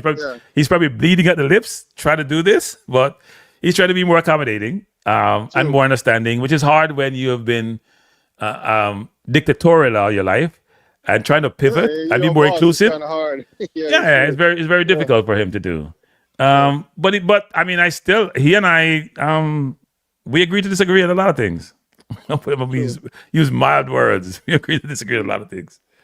But no, I mean, I want him to be successful because if he's successful, Jamaica is successful. Whether he or not and I don't get along at all, whether he refused to come on my channel, which I have no problem with, because I probably wouldn't come either, I still want to be successful. Some people say, no, I want to lose because him this. No, I call him out for the things that he does, which I don't agree with. But if he's successful, Jamaica is successful. And that's what I want. Jamaica to be successful. That's all. Yeah, but that's how I think you need someone like Cranky.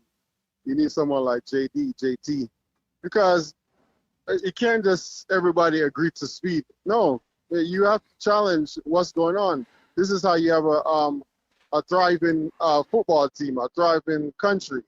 You know, you can't see something and act like you don't see it. No. Maybe Rudolph is doing something, because you hear the Prime Minister was running, he made some comment about people not born in Jamaica or some nonsense. He's trying to put a dig at the opposition leader. And now he's besieging those to come home, especially engineers and diaspora return home. Come and make $10 US per hour versus your $200 per hour. Come home. Come. Cranky, that's what I tell people. Exactly. Yo, when they talk about birth rate and what policies, what y'all setting up? Stop talking this foolishness. Right, Cranky, anyway, that's another time. Yeah, man. Bless up. Thanks for the call. Cranky, thanks for the show, bro. Yeah, man. Bless. Appreciate Thanks. It. Yeah. Good night. Good night. Hello. Yeah. Yes, who am I speaking to? Yeah, you know, so confident from New York. Confident. Must be a yard man, confident. Why is it confident? Why? You really call yourself confident? Yeah, man, you're confident, my name, man. I'm confident in a brother. Apparently, anybody call himself confident must be confident, bordering on arrogance. But anyway, hold on, brother. I'm lock off YouTube. Me I hear you on the YouTube. Okay. Yeah, turn your radio down. Turn your radio down, as they used to say in the old days. Yeah, man, me lock you off now. Me I hear you now. So what you have to say? Yeah, brother, I'm a rate side, brother. You like the team? Side. Oh, you like the squad? Okay. Yeah, we put it up. I like his squad, brother. You squad of people. Energy of 98 World Cup, dog. With the squad. Okay. Here why? You see, Whisper is a good baller, you know, brother. But Whisper now do nothing, and it's not all about Jamaica. Because remember, 98, we got some good baller from Jamaica for 98 squad, but it was the Jamaican baller we bring. Jamaica squad go at 98, because the Rennie Simone come at Jamaica, me are 40 now, brother. When the Jamaica go a World Cup, me are 12-year-old. Me remember World Cup same way. You see? Right. So when John remember like BB Gardner, Fitzroy Simpson, Deion Burton, you see it, and the next big baller, I forgot when name, but about 5 of them coming at the team one time. Yeah. You see it when I say, brother, so sometimes you need a sparks to the thing, brother. We can't be biased, and we need to break out of that the habit there. If I'm not told, man, if you come, in my time, brother, a whole heap of skill baller come from country. And because we are countryman, then we don't get no game, we don't get no pick for play for Jamaica team. We are big baller done. You see it? And in them area they may come from, where if you don't come from town, you don't get no shine. You see? Yeah, so that's true. Say, you know, if me have a youth in America, you know, and he must star up America, you got choose baller from Jamaica, just to come from Jamaica, when my son, him born over here, when him father Jamaican, you got say, no, I could choose the one from Jamaica first, the one from Jamaica, love the country more. Fuck about talking, brother, sorry for cuts for your program. But him gonna say, my son no love Jamaica. Well, whenever they call a name for a program. I talk about in the Ryan show talk say yo something there open the way. Brother, I know your son open the way now where baby God now open the way because baby God now play for Jamaica when he was 17 years old. And nobody never know baby God now before he start play at Jamaica got star up World Cup at 18 years old. Right, yeah. So him just can tell you, Ryan, we are little boy things when I know all things, but me a big man I know say you're a liar, I tell you what. Yeah, no, I mean, look, it's interesting actually. A man forgive a country a good vice, brother. A man a big coach, he represent some big baller. A man fi stop bring a bad energy in a team and stop and make everybody just love, brother.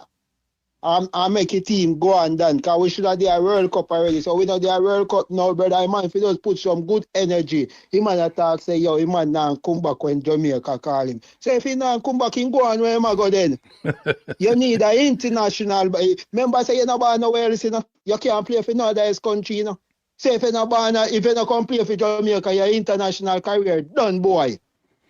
Yeah, I just think that's emotion talking, and the player didn't say that. And if the person will speak on behalf of the player never said that.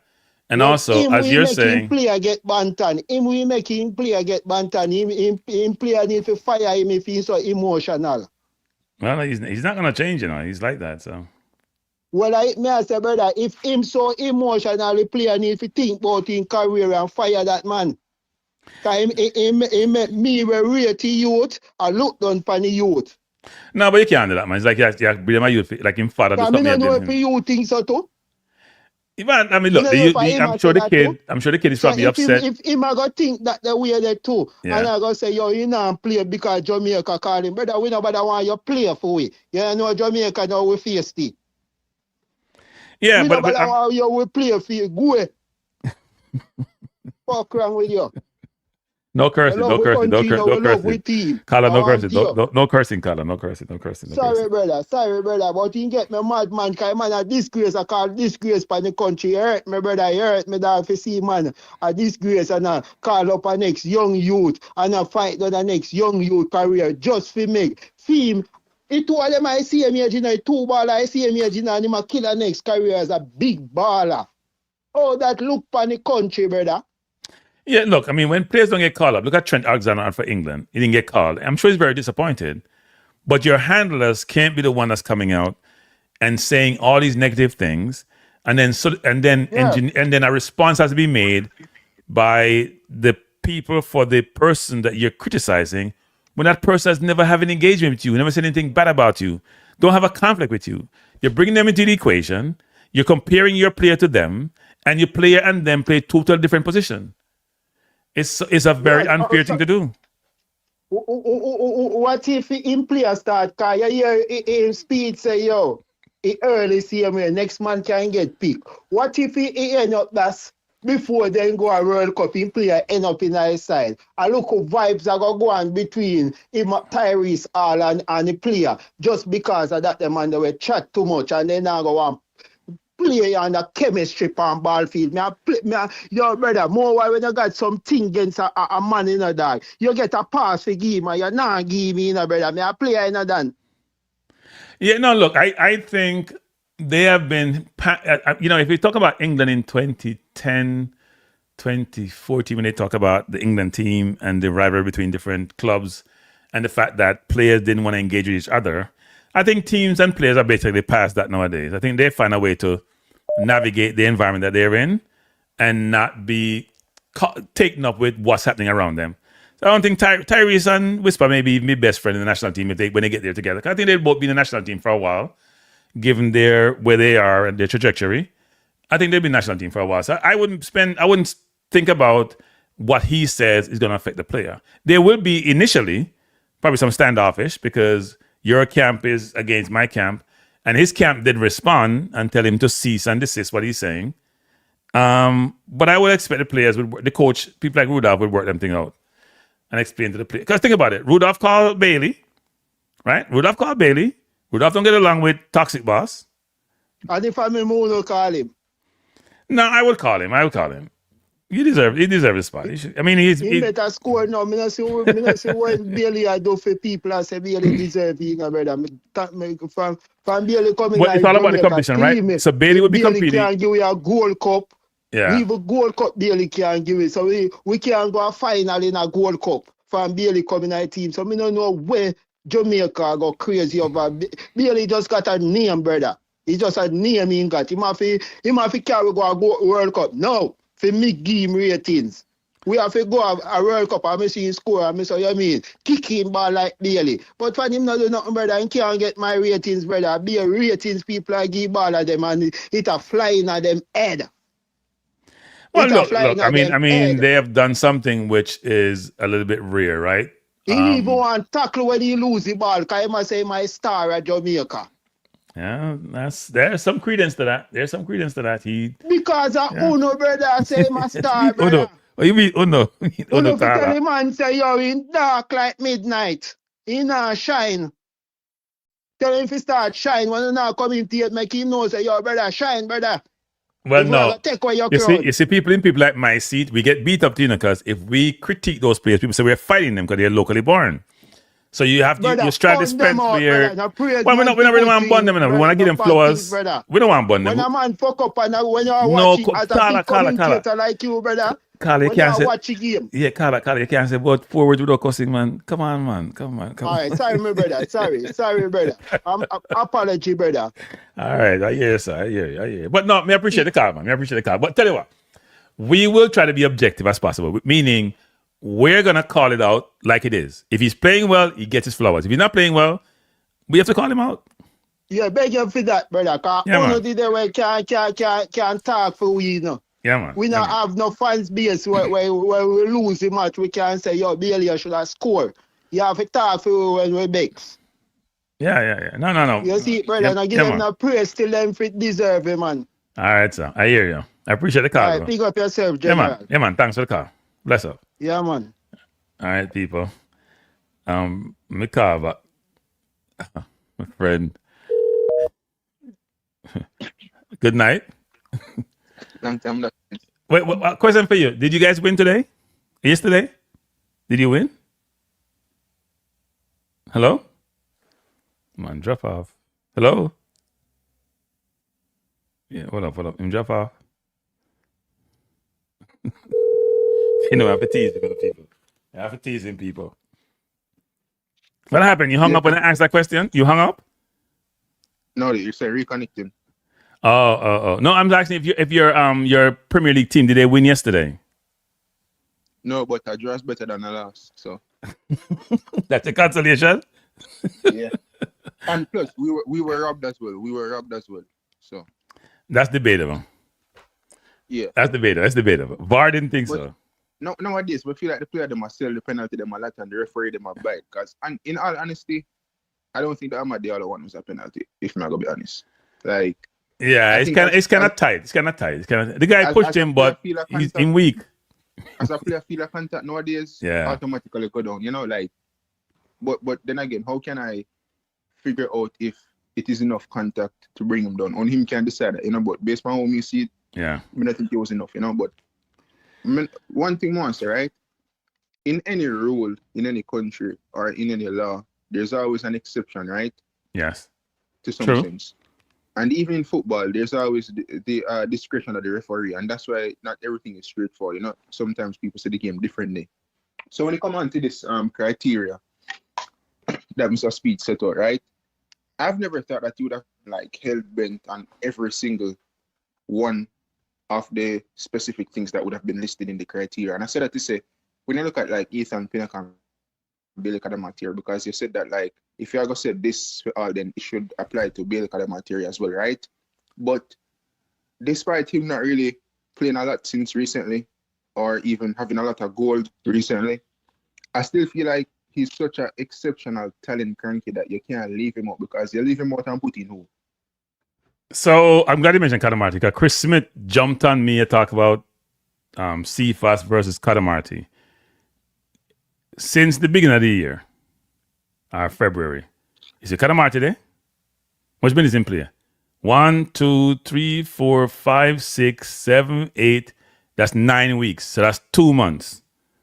Or maybe even a little bit less, because you know how Premiership Championship is.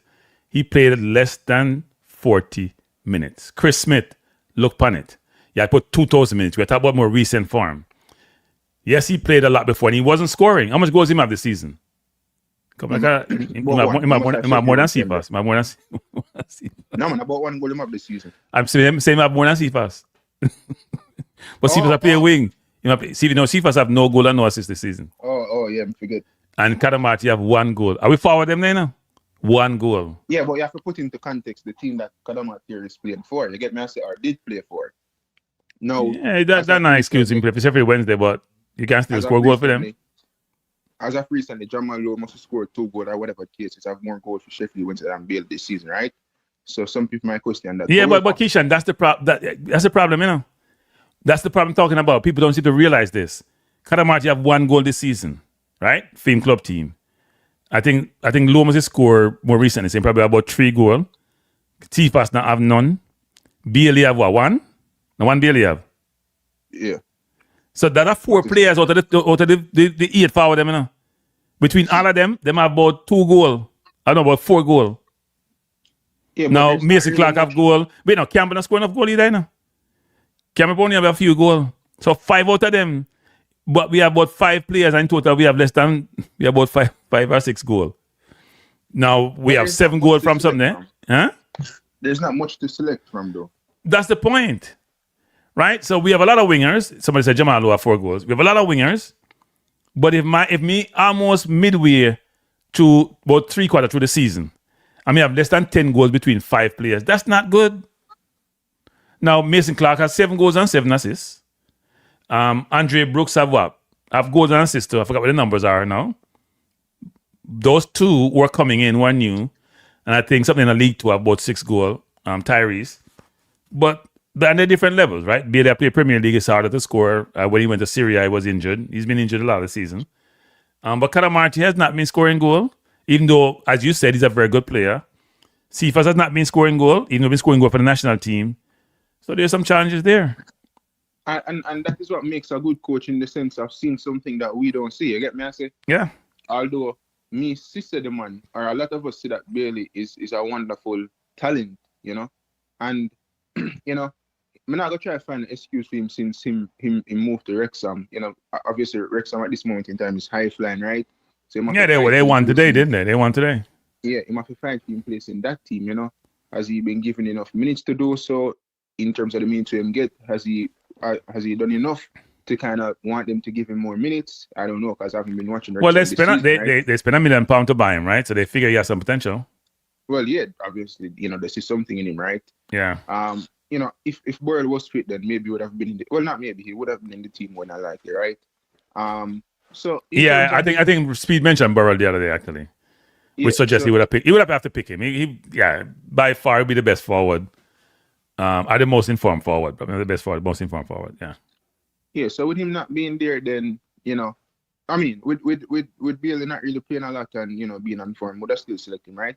As for Pinnock, people have said the same thing. Him not play much, just him play today, whatever the case is. But you know, I've heard people say before, like even some bench players in certain leagues are still better than certain starters for either some teams or even some starters in other respective leagues. You get me? I say, yeah. I don't think being on the bench diminishes your quality in a sense. We have seen that football nowadays is a bit more systematic, and coaches have a lot of different preferences compared to decades ago. You know what I'm saying? Yeah. If you're not doing this specific thing, then they don't want you. I was even watching a video with Kyle Walker today where he said Pep Guardiola hates players that play on the half turn. He hate them. You get me? I say he dislikes it a lot. Yeah, man, I have a video clip. He dislike it because he must say KDB wasn't somebody to play on the half turn a lot, you know. Him get it and run onto it. David Silva was more like that, but that's David Silva. So how much talk as a manager you can get to David Silva when he's that good at doing it? You know what I'm saying? But other than that, he don't really like it, right? I would think the half turn give you a lot of options, but that's interesting. Yeah, so other things say. So anyways, with Pinnock, you know, despite him not playing a lot, obviously being more opinionated, whatever the case is, you know, maybe it's a detriment to him not having the legs compared to seasons ago, right? So player like that, you still have to kind of give them a leeway into the team. But in some sense, that's at least 2 players who aren't playing a lot that you still pencil into the team. You get me? I say, right. As for the rest, Bailey has been getting, I would say, Bailey has been getting a few more minutes in recent times. Who else them select? You know, Andre Brooks and all those guys, they have been playing week in, week out consistently. Tyrese Campbell. So majority of the squad in some sense, Cranky, fits the criteria, minus maybe 2, if you look at it. You know what I'm saying? Yeah, well, there's more than 2, right? So and this is going to sound weird, does Pinnock fit the criteria? Does Cadamarteri fit the criteria?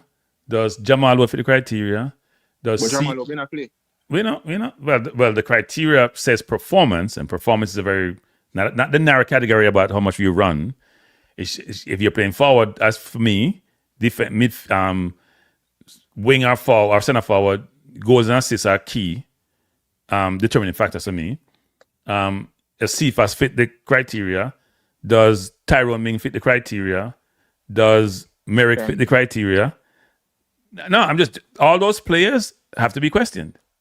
But listen. But then the bigger question is this: who would be their replacement, if anybody? That's the question. Yeah, that's the thing, because they have been playing games. That's one thing, right? Yeah.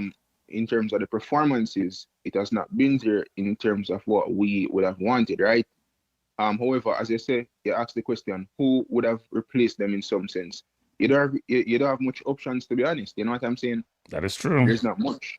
The good thing is, of recently, we see where Jamal Lowe start get a 1 and 2 goal. Bailey get a goal recently. I mean, it doesn't erase the fact Andre Brooks scored today again. But it doesn't erase the fact that Bailey has been kind of poor this season. Tyrese Hall as well. Him score a few goals so far this season. I think he scored a couple of days ago as well. So in some sense, Casey Palmer as well. So in some sense, you have a few guys who they have been scoring recently. It's just whether or not it translates to the national team. But one would I want to find out still, Cranky, the Congo team. Come I try to check it a while ago, I couldn't find it. It's interesting to see how many goals they have across their front line. That'd be really interesting, Well, we know Wissa ain't got too many, if any. Yeah. we know that much. He's been on the bench for Newcastle. They're very disappointed in him. I guess his partnership with Mbomo and his big time knee issue. He hasn't recovered his form. So let's hope he stays out of form next week. If we get to that game. The one thing me says still I'm have to beat Speed on is that them finally find midfielders. I get me I say, but when other coaches didn't want them. And it kind of funny because you tell me say players would have willing to play for Jamaica more now with a harder route compared to like previously. It just doesn't make any sense. No, so here's what I think happened. Whatever word I want to use. There was an aggressive push to identify. Look, I think here's what people got to realize. Here's what normally happen, right? Oh, YouTubers identified it before change. No. It's not about identifying the players. So here's what happened, people. So let's say I'm going to say Man United, but I'm not good. Let's say you're a football team, right? And you play this competition this year. Let's say you're Liverpool, for example, and you thought you had a very good team, and you go win the championship again because you spent £400 million. And you realize in the season, you know what? I mean, I make the Champions League. What are you going to do? You're going to go on aggressively, go produce better talent, right? Because you want to improve your position. That's what happened here. We thought it was a soup. We operate accordingly. We thought with the players we had were quality enough. And you can't go back to war with the same players because they failed before, especially you can play better opponents. So we were pretty aggressive to try to recruit talent, even though Tyrese Hall was on the list of players before. And I won't tell people what I was told, but let's just say he was on the list of players before. It's not the first time Tyrese Hall be considered. Things don't add up because what the people them was seal the ship name again? The what? What the man was seal the ship name? What them call him again? The captain? Name. The captain. Yeah. The captain where they said the sick shimp and enough man dead off or something like that, right? But him survive. You get me? I say, well, he didn't give out lifeguard. He didn't give out life vest to everybody. Only a few people. This aggressive push. The telltale sign was there from the Gold Cup. McLaren came out after the World Gold Cup and he make a strong statement to say, yo, me know who me I gonna move on with and who not go forward, right? And you're thinking to yourself that you're gonna see not see a lot of new faces for the qualifiers, but you're gonna see some drastic change in the team, right? We didn't see that. Rudolph Speid is the same individual who say he can win games without midfield. No, yes, you can win games without midfield, Cranky, but that's less likely, more than likely in any league or wherever you play. You get me? I say that's your midfield is the most important part of your team. Exactly. That's not something that you want to carry out like consistently. You know, it's a bad thing. I mean, any coach will say that they kind of have to question them in a sense. You get what I'm saying? Wait, you carry midfield. I might do a recruit midfield. Exactly. So that was an issue for Jamaica under McLeod and even previous coaches as well. So from the federation standpoint, they should have been pushing alongside the coach to make sure, say, okay, we can get this across line, because you can't tell me, Cranky, logically speaking, that you have to present something to somebody and say, listen, don't play for Jamaica now, but watch out, if we don't make it, automatically you fought for the harder road with New Caledonia and DR Congo. How that they want something to you? And the player go say, yeah, man, I fought for them 2 games because it's much harder compared to qualifying and securing a spot from early. Yeah, we have talked about this, right? We have talked about it before. The YouTubers have talked about this because we are very informed when it comes to who are available. The recruiting push was not done the right way. We were complacent, we were reactive, not proactive, and it bite us in the you know what. If we were aggressive in recruiting, we probably got a Keenan Davis at the role before because he wasn't on England radar till he started scoring goal. Now they're looking at him. But he didn't get called by Tuchel, so I'm not surprised his thing changed to Jamaica because some of these kids are waiting to play for England.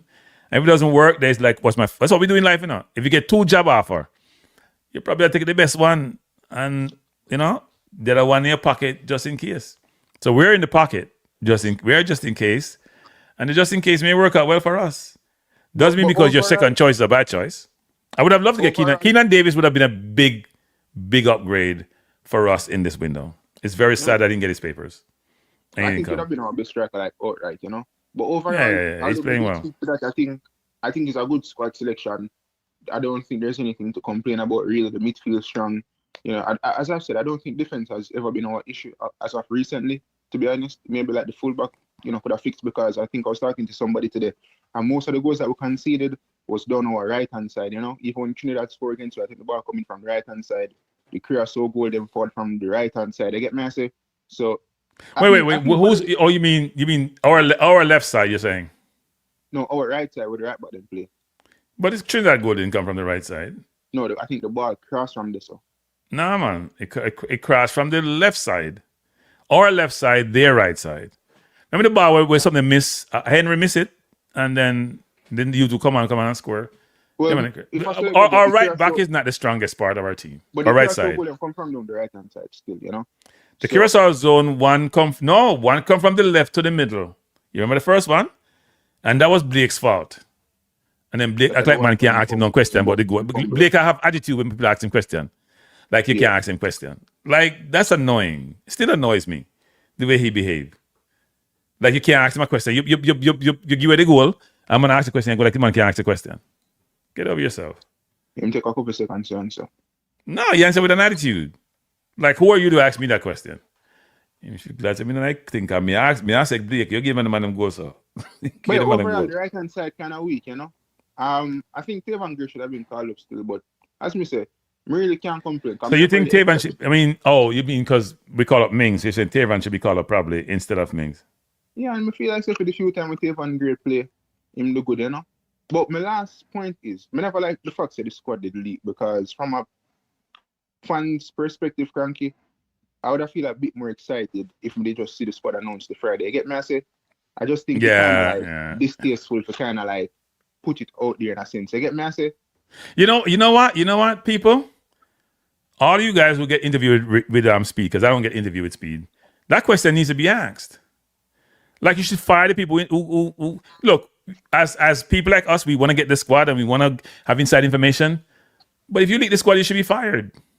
Yeah, it's not okay. It's not okay to leak the squad. It's not okay. You have a lot of people across Europe that is in this business and them have information first and about certain stuff, but I still think they kind of. I'm not seeing no squad like England for leak. I'm not seeing no squad like England leak.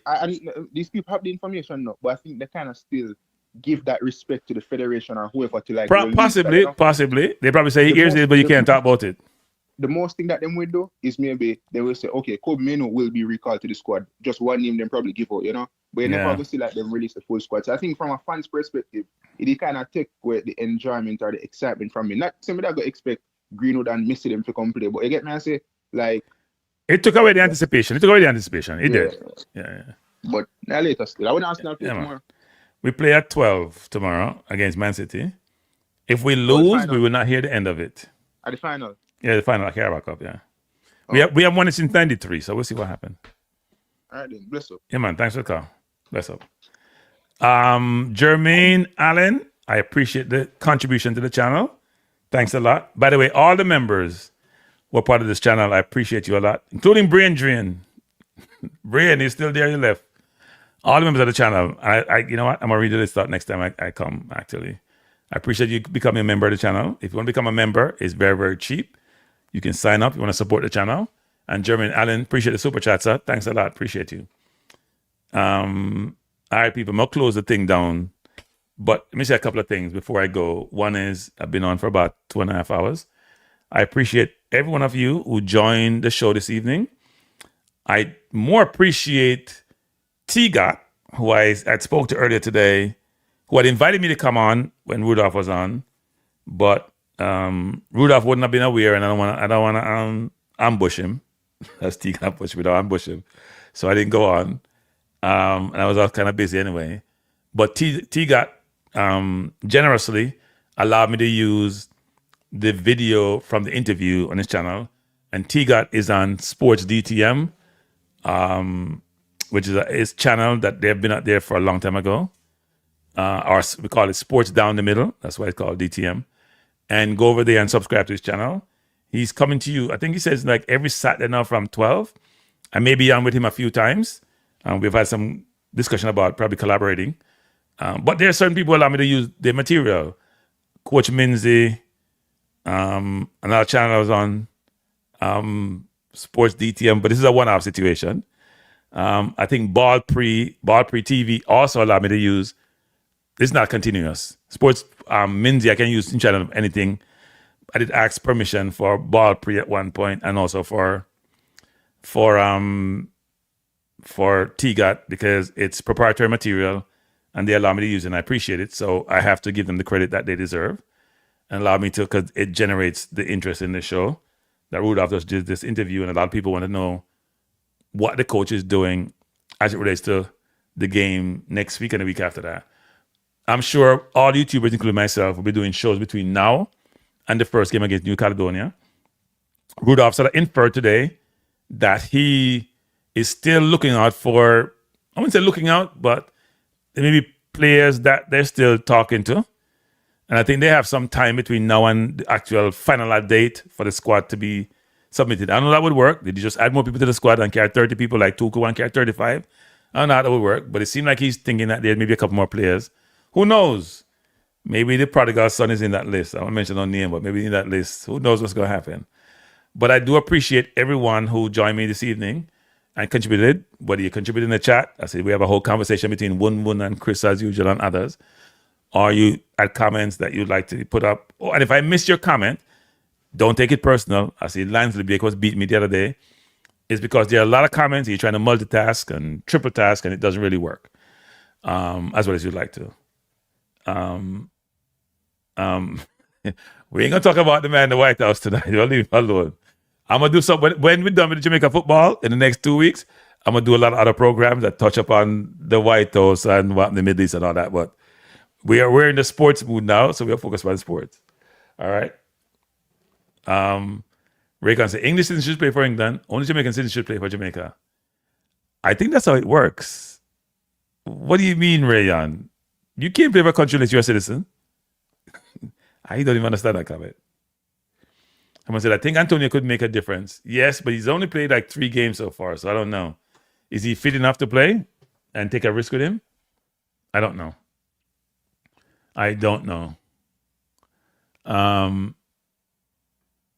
The prodigal son realized he's not on England squad, so he will be arriving home next week. I shouldn't say I was told what was told about it, but let's just say this. I've said this from day one. He'll never play for England again. Said this from day one. Some people are not that forgiving. When I'm at 50, still not forgiving. So whether they want to come or not, that's his thing. No. What he says is not rubbish. He said English citizens should play for England and Jamaica citizens, but that's how it works. There's no other way it works. You have to be a citizen to play. What do you mean, Odell? Come on, Odell. I don't have that influence. I don't have that influence. Come on, I don't have the influence. And I wouldn't want that influence either.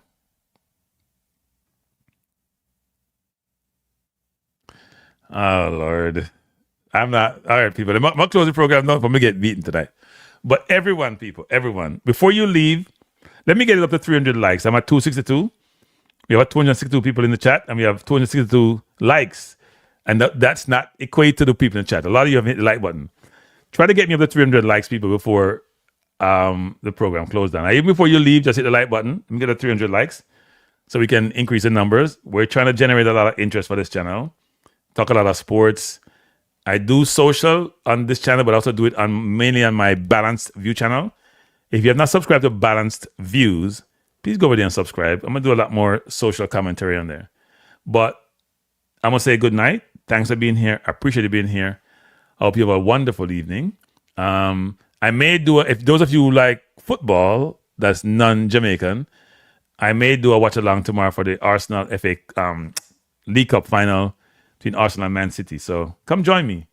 And we can also have some Jamaica football. I know I will start Jamaica football no matter where we are, right? Somebody said, Cranky, tell Speed if you call for number 10, it's not too late. No, he ain't bringing him. I know more than I should say, but he's not bringing him. That's all I say. He ain't bringing him. All right, people. Have a good night. Peace out. Thanks a lot. Hit the like button and be safe. Bless. Bye now.